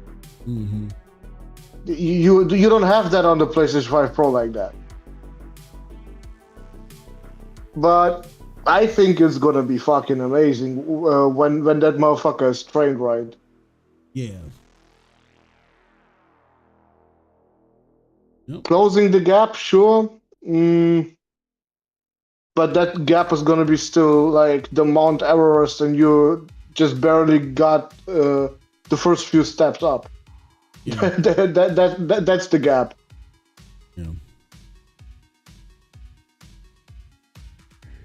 I agree, because look, they might have been able to do some things in the software to make improvements. But the real magic won't be made until people start playing it and the AI and machine learning collects that data. That's how it improves this gap. And I do feel like that several years down the road, you will see it place PSSR catch up to DLSS. I do think, because I truly think that for these more complicated, visually intensive games, I think a lot more are going to be played on PSSR machines, enabled machines, than on DLSS machines, even though DLSS has got a significant head start. I think, especially when it becomes the backwards compatible, if backwards compatible becomes a huge part of PlayStation 6, and then that's going to have PSSR, you're going to have like I think you're going to see that gap close in like 8 to 9 years from now, maybe a little bit sooner. And it's going to significantly happen in those last 3 years of that 8 to 9 years, because, PlayStation 6, if it has backwards compatibility in PSSR, it's going to have a whole lot of activity. We know there are more people playing AAA games on consoles than there are PC, just for the simple fact of how, the percentages of the people that even have the hardware where they can play them. You know what I mean? So I truly think that, that PlayStation, PSSR, like years down the road will catch up. But yeah, this is, I wouldn't take Digital Foundry's assessment to mean, oh yeah, they're gonna catch up. They're gonna catch up like, by launch or some shit like that. Like, no, I think we're far way off. I think this is, but the whole PSSR thing versus DLSS, I think that's a perfect segue to our last section, Cold Blood, where I know you were waiting, you were chomping at the bit to get here. Let's talk about it, y'all. PlayStation games on PC. So, what's making this our topic, our game topic of the week? None other than God of War on PC, God of War Ragnarok to be specific on PC. But let's do this. I'm going to go to SteamDB. Let's go look up God of War Ragnarok. Well, first I want to do God of War, and then I want to do God of War. So God of War, 2018 God of War, that got rebooted. Let's go to the charts. It had a peak of 73,000, right? People loved it. Did very well, charted high, and still, as a one and done, there's still 4,471 people in it. High ass user score, 94.88. Phenomenal. Now we look at God of War Ragnarok, where, in comparison to its 2-year-older counterpart, right? It has only 17,644 people in comparison. If we go to the charts, Cold Blood, it's only peaked at half of that, 35,615. And we know when it comes to these peaks are normally within the first hour. So hold on one second.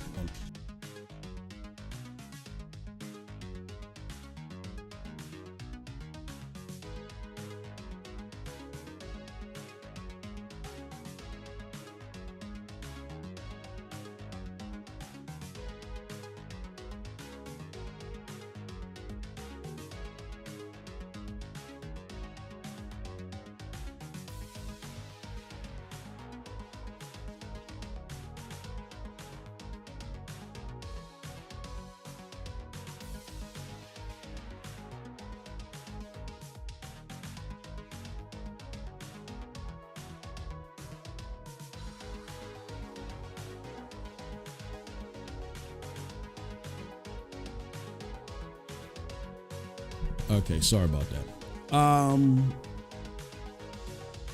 Yeah, and we all know when it comes to these peaks that they usually happen within the week or the month, mainly the week. You know, if a game is plateauing at high levels, it'll keep creeping up throughout the month or whatever, but you're not seeing high levels here at all. So this is probably the peak you're going to get out of God of War Ragnarok, unless PlayStation buckles to some PC pressure and remove some things or whatever. So, all right. So now I'm gonna shut up and I'm gonna turn this over to Cold Blood. Cold Blood, what are your thoughts on how God of War Ragnarok is performing on PC, and how should that change or update PlayStation's how PlayStation handles their games on PC going on out from here on out? It's abysmal. You got literally probably the best game that came out on PS5 this generation, and all you managed was 35K at the same time.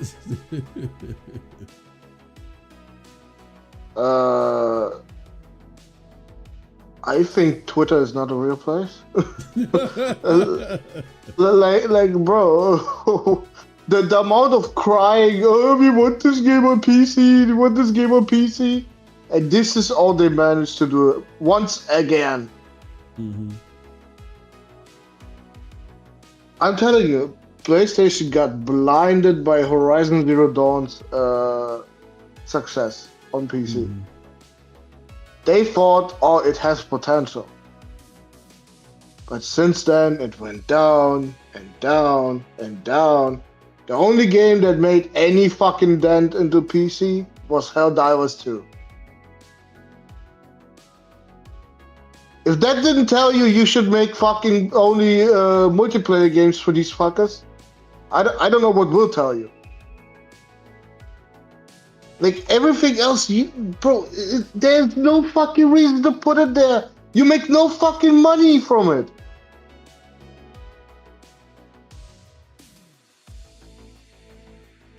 I mean, what else am I supposed to say, Moss? Like, I don't see a big success with this. No. Not even a small one. Yeah.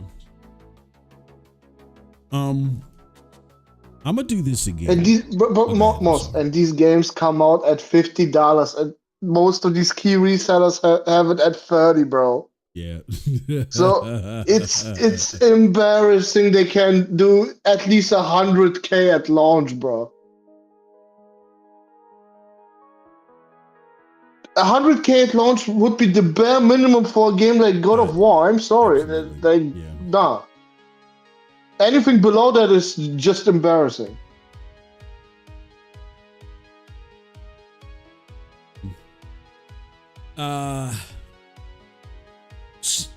So I'm gonna do it again, Geek. Geek is in the chat. He's like, here you go again. You know what's going on. You know what's about to happen. I'm gonna put the poll out here after I say this.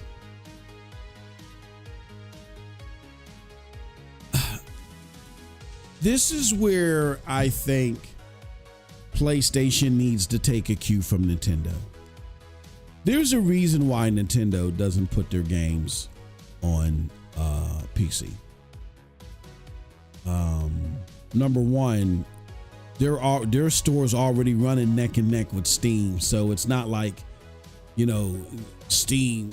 And when I say running neck and neck with Steam, I'm talking about financially. Like, Steam is reported to be bringing in around $10 billion annually, and that's the same thing Nintendo is doing with this little crappy handheld, right? So it's not like you get some significant leg up because there's a better, more attractive product out there. Not necessarily. You know, they're running neck and neck. You know, so then that's why it's even more bewildering that PlayStation isn't looking at Nintendo, who's closer in revenue to what Steam is doing, and still isn't saying, oh, we gotta support this thing natively.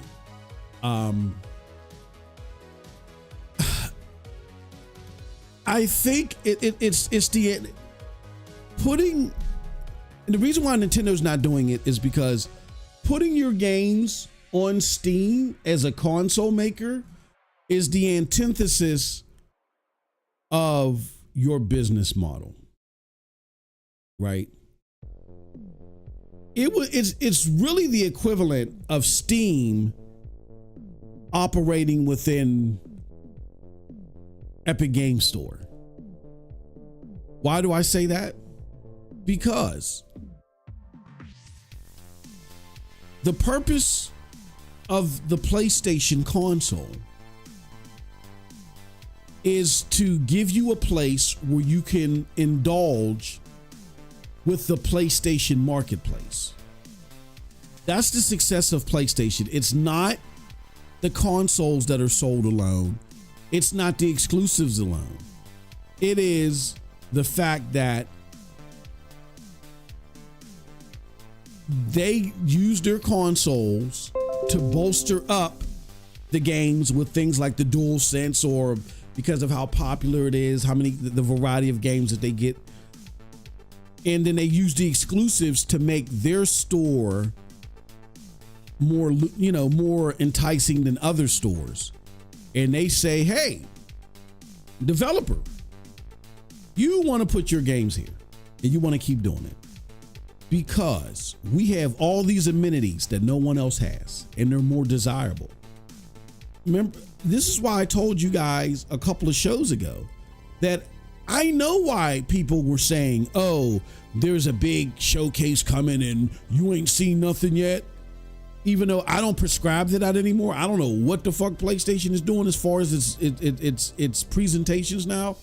Because years ago, when I was interviewing developers, I'm talking about developers that did porting houses, I'm talking about developers that worked on high-end games or whatever, but we were talking about their efforts on Stadia. When I would talk to these developers, as soon as the cameras stopped rolling, right? Subliminally, as soon as we got off the air, the first thing all these developers said to me, they didn't say, oh, well, what's going on with Stadia? Or what do you think? They didn't want to talk about Stadia, Xbox, PC. They wanted to talk about PlayStation. Hey, have you guys heard what PlayStation is doing? Why? Because behind closed doors, I got to be careful how I say this. Behind closed doors, Sony, particularly when Jim Ryan was still there, brought people in and said, look, you want to bring your games or you want to bring your efforts to us because here's what we're planning to bring out on PlayStation. And last year when Xbox had its Redfall event and Phil went on kind of funny, yeah, I mean, somebody's going to have to pay for this and it's probably going to be me. When it seemed like Xbox was down for the count and all you had to do while they were on their knees is deliver one last blow, Sony announces a state of play they announced a state of play and everybody assumed, holy shit, this must be where PlayStation is going to show this shit that they've been showing us. And that's what everybody was hitting me up that was saying to me offline. Yeah, this is when it's coming. It only makes sense. And then it ended up not coming, and a lot of the stuff still that they were shown. It's not because I don't feel like it's because it's no longer in the pipeline. They've changed their strategy of when they're going to show this for some reason, right? So that is the magic of the PlayStation Marketplace. They show people their numbers. They show people what they plan to put on there exclusively. And they say, look, and if your game is available on this storefront, the chances are, the sky's the limit. And that's how developers flock to the platform. Some of them even say, hey, look, you like our title? How about we'll make it exclusive? You help us in funding. We'll make it exclusive. That's why PlayStation is having those conversations versus Xbox, because of the numbers and all the other shit that's around the PlayStation Store exclusively that is bringing developers to the store. What does that got to do with this? It is the antithesis of flourishing that store when you put the games that make that store unique on PC and you put it on there close to day and date within a reasonable amount of time where some of your more hardcore people might be willing to wait. It hurts. It hurts your store. It hurts your store when you do that. How do we know this? Xbox is the most aggressive with this, right? Out of Nintendo, PlayStation, and Xbox, their revenue and their margins, Xbox's margins, have seen the sharpest decline since 2016. PlayStation is second.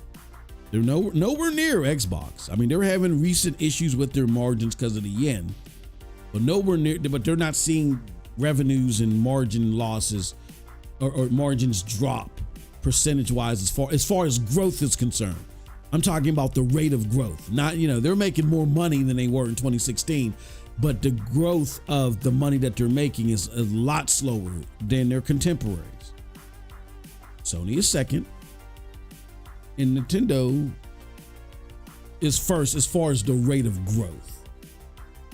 And it's not a coincidence because, why isn't it a coincidence? It's not a coincidence because Nintendo treats its store the most special way out of all three.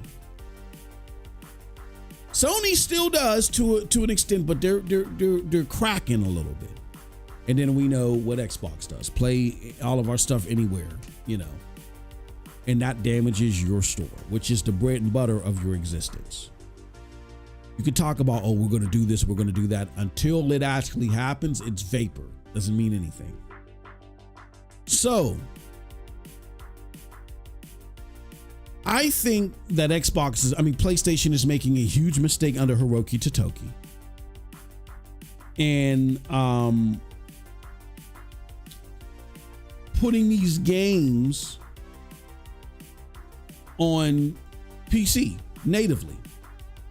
This is going to ruffle some feathers. And I simply don't give a damn. Hear me out. I think what PlayStation should do is not put their games natively on PC anymore. Just don't do it. Here's what you do. You open something called PlayStation Marketplace on the cloud or something like that. Something in that vein, a lot shorter, a lot more snazzier. And you want PlayStation games on PC? Okay, fine. Not a problem. We'll offer you a selection of our title, not all of them. And we're not going to offer them to you day and date. But granted, if you're willing to wait and you're willing to deal with a select few options, or select options, won't say necessarily few, but select options that are not day and date, you don't have to buy a PlayStation. You can access our store via the cloud. Because via the cloud, really, there's the only cloud service that rivals PlayStation's is GeForce Now. PlayStation's 4K 60 is phenomenal. It's not perfect, but that's okay. It's definitely playable. It's phenomenal. And look, if you're not in the market for a PlayStation, here's an opportunity for you to still buy the games. You will still have to buy the games. Here's an opportunity for you to buy the games without having to without having to get a PlayStation. And that, my friends, protects your margins. Why? Because like Cold Blood alluded to earlier, there are CD stores or CD key stores, right, that are selling God of War Ragnarok at a $20 discount. People are hacking this game. They hacked Horizon in 36 seconds. And then even when they're not hacking, they still got to share 30% with Steam, 30% everything. If there's DLC, any of that stuff. No. You still are buying direct from the PlayStation Store. We are making 4K 60 accessible to more people because only a small margin of Steam gamers have the components to actually play this at 4K 60. Shit. Anybody can play, anybody with a running computer. You know, with reasonable limitations, you know, nothing lower than a 10 series RTX or equivalent. But if you got a gaming rig, no matter shit. I mean, a lot of these games are being played via the cloud on Chromebooks. So you might not even need a 10 series. It depends. But we're opening it up to more people being able to play these games versus the small, critically privileged. You know, and what's the word I'm looking for? I can't think of it right now. But that wing of the Steam consumer base, just like, oh, I'm not signing into PSN. It's a PlayStation game. You guys had no problem signing into Xbox for Xbox games. Now that we want to build our monthly active user numbers, now it's a problem. Okay, simple solution. We're not putting our games out there anymore. Fuck that.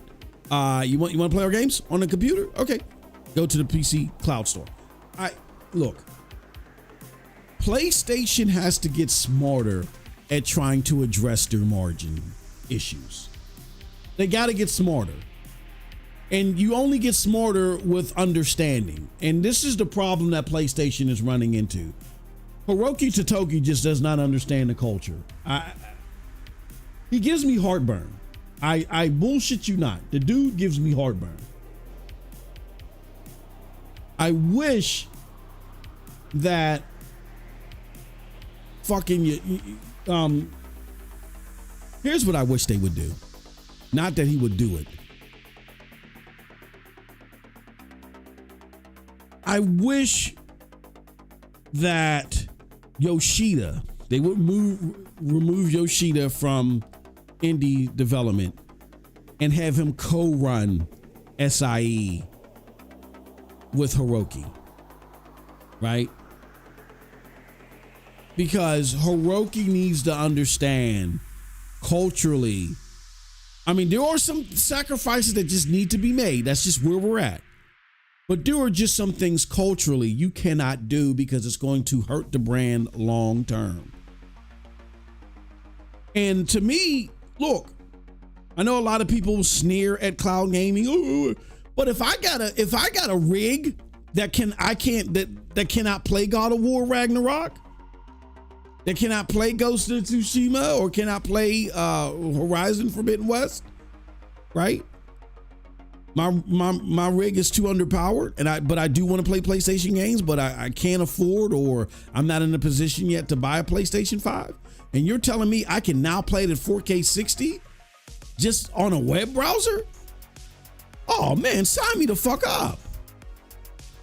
You got a lot more people that it can reach than through natively on Steam. And the biggest plus for PlayStation margin wise is that you ain't gotta do these discounts. They're buying from the PlayStation Store. They're just accessing the PlayStation Store digitally through the cloud.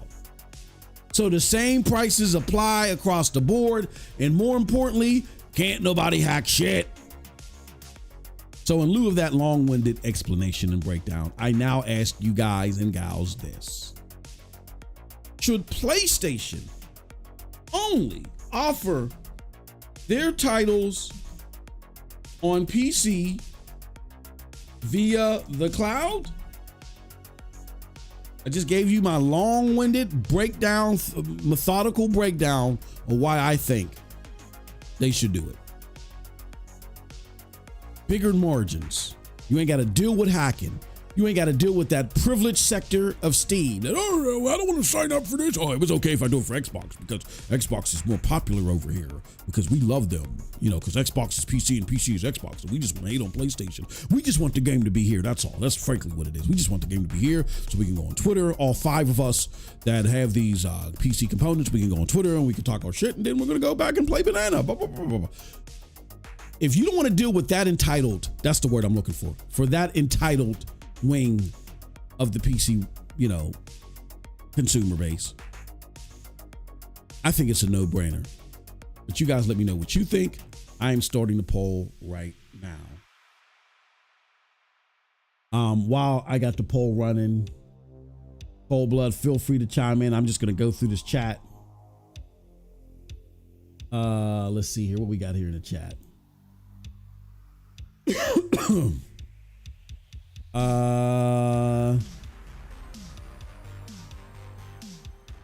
see here. I can't find this image on the PlayStation website, says Corey. He's talking about the image that we saw.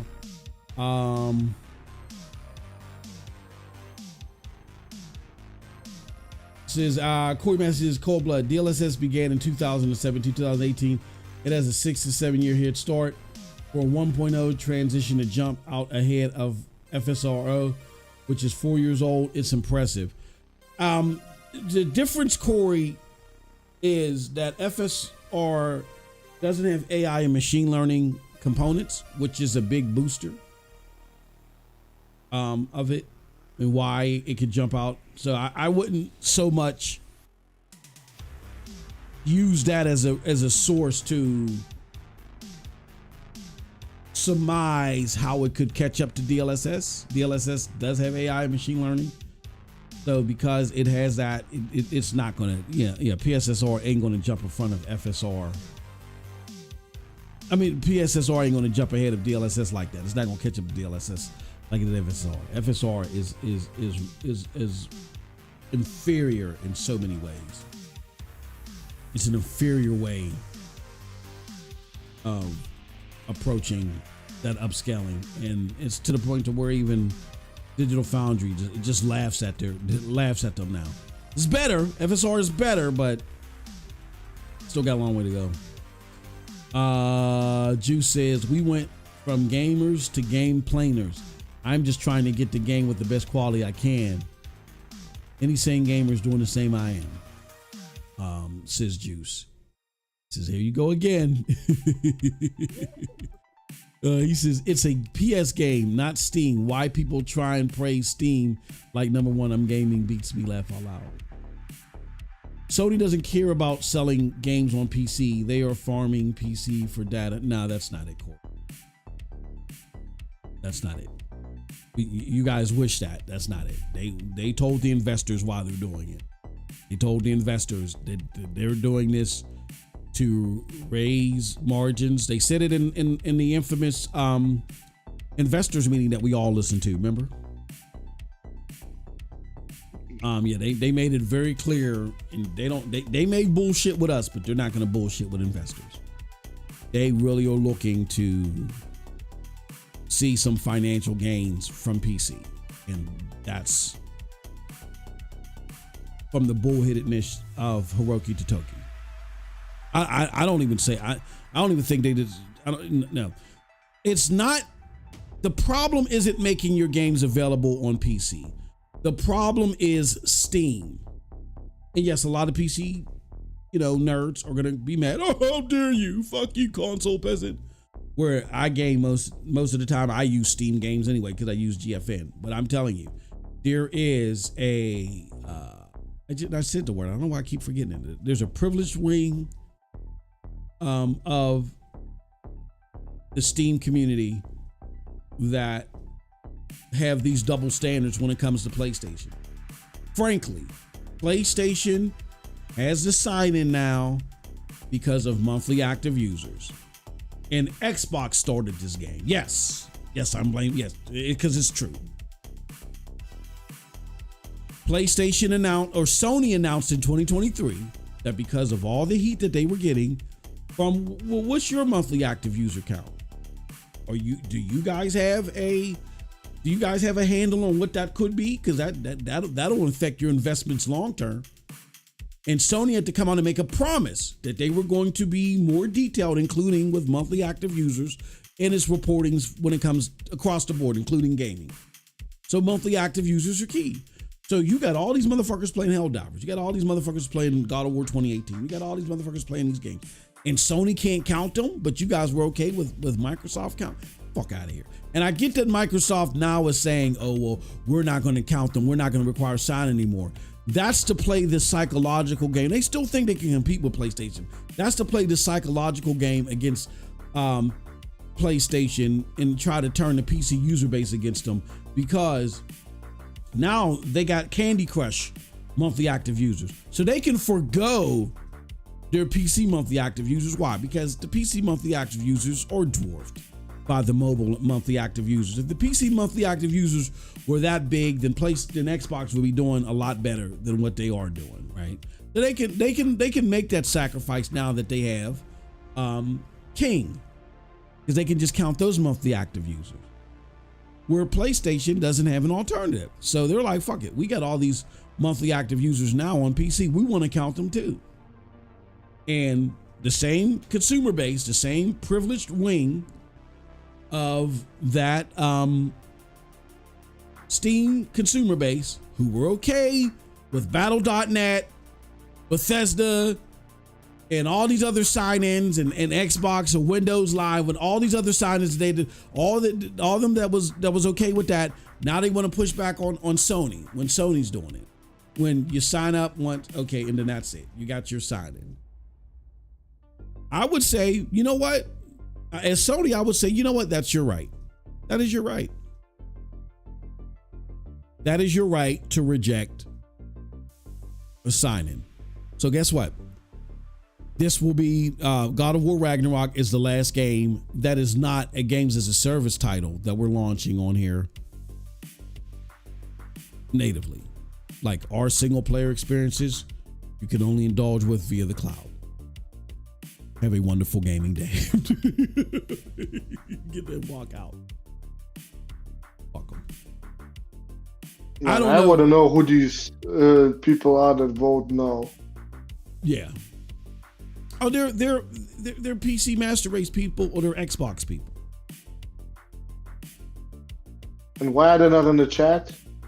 Oh, because you know they lurk. J Gaming, not J Gaming. You know he's been here for. You know he's here for every show.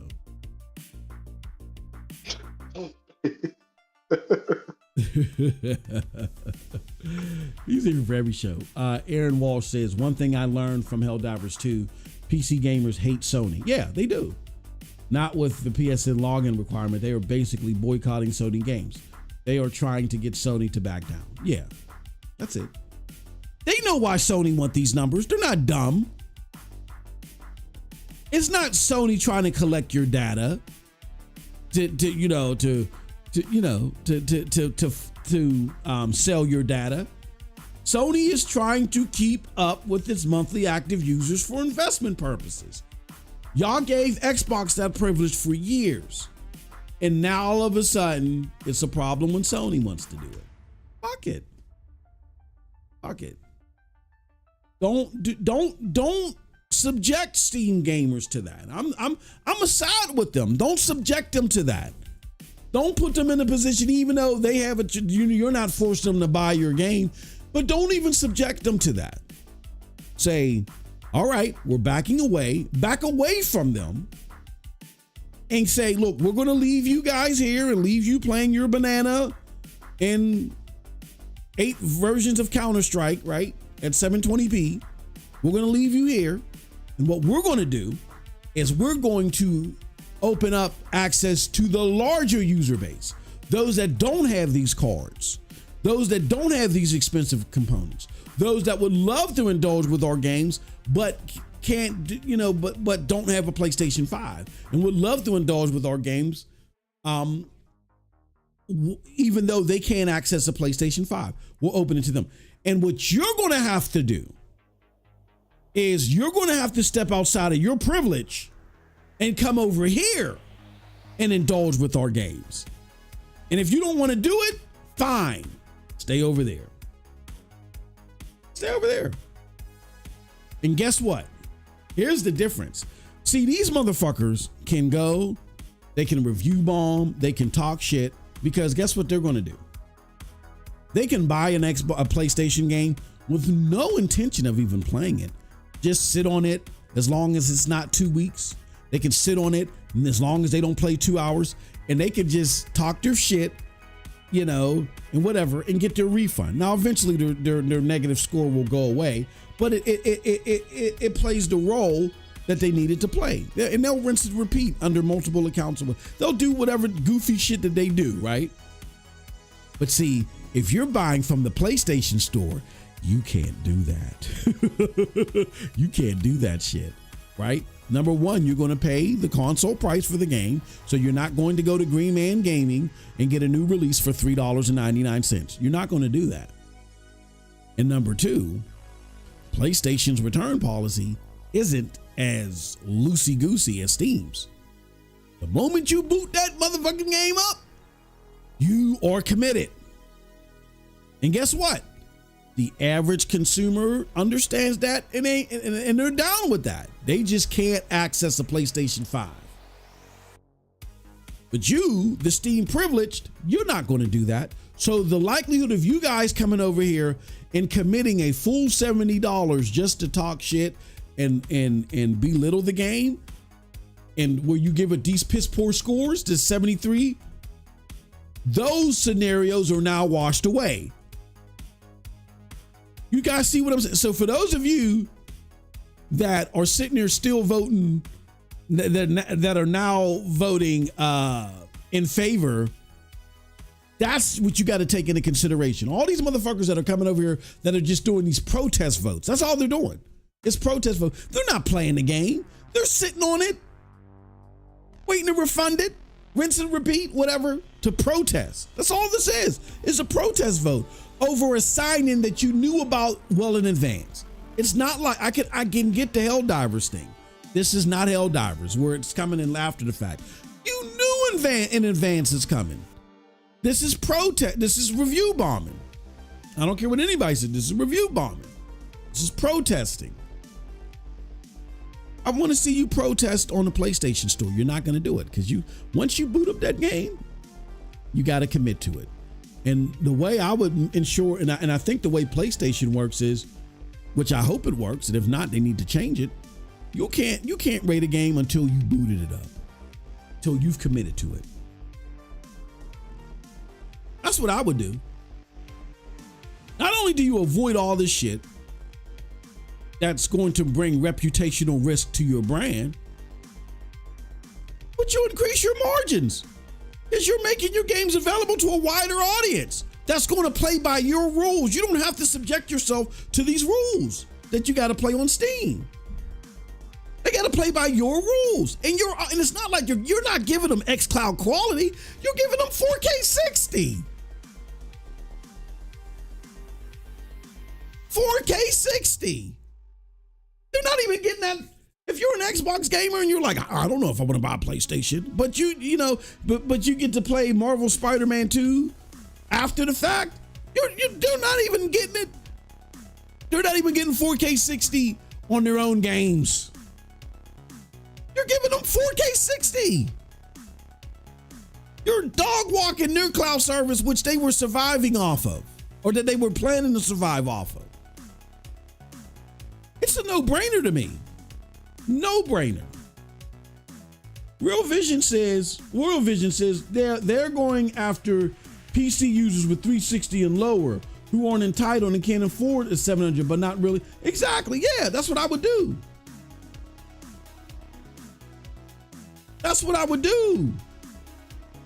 There's a lot more of them, Real Royal Vision. There's a lot more of people that have lower than 360 cards than there are people above. That's what I would do. That's a larger audience who are not privileged like that to do all that protest vote. They just want to play games.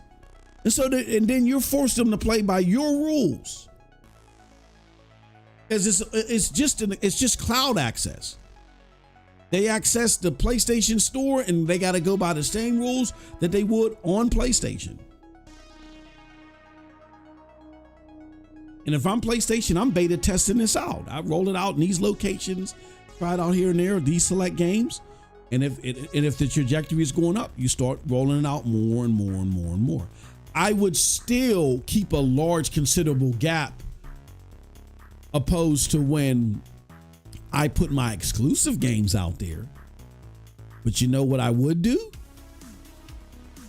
Because they're already doing this. I would partner with publishers, because Microsoft is on the realm of doing this too. I would partner with publishers, and I wouldn't necessarily make my games available day and date. But if it's a third party game like that, and again, hear me out. If it's let's just say it's Metaphor Fantasia or whatever that game is, right? I would partner with them. Let me get that game out there relatively close to launch, if not day and date, on the cloud, right? So that way, let's just say if well, that's probably not the best example. What's a Dragon's Dogma?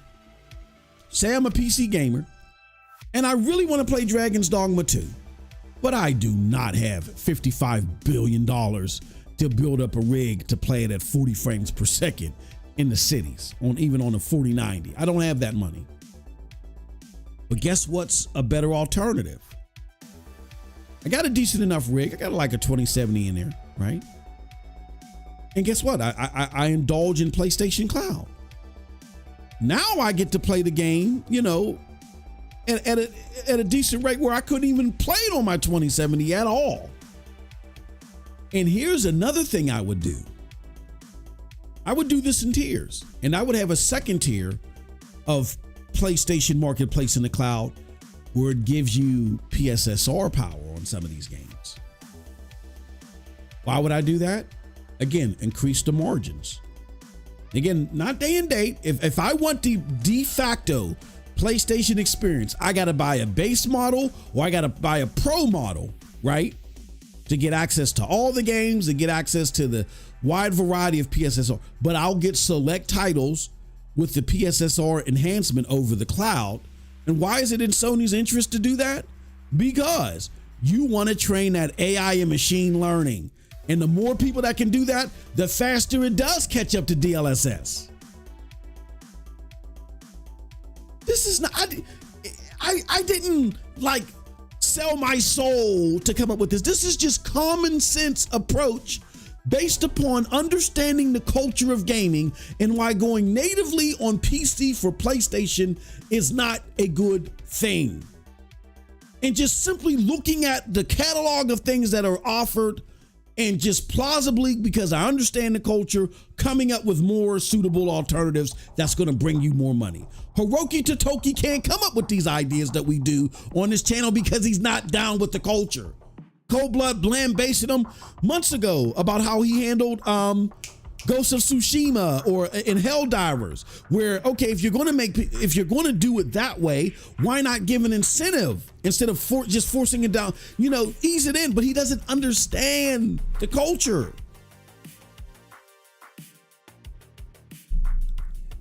We're in for some heartache, people. We're in for some heartache.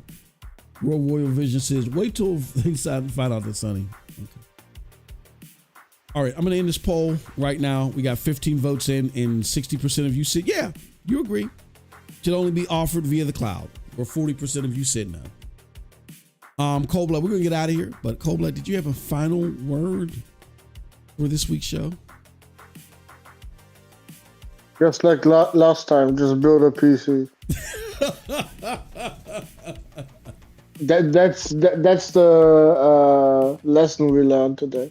As a matter of fact, here's what I'm going to do, Cold Blood. I don't know if you're not streaming tonight, right?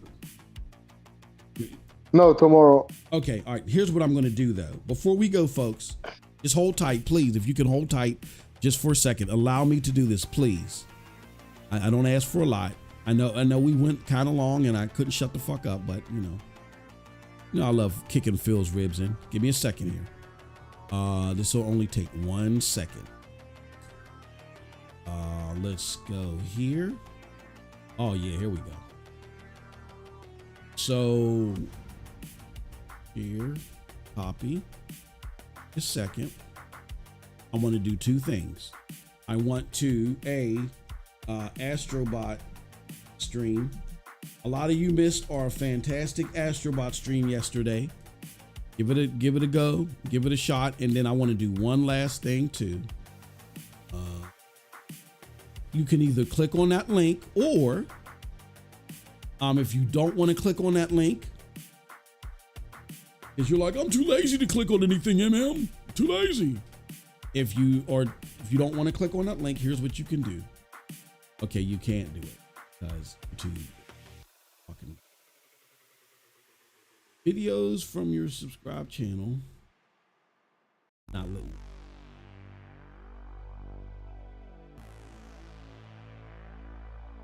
I can pull up other people's Astrobot streams, but I can't pull up my own. Okay. The wonders of YouTube. Fuck you, YouTube.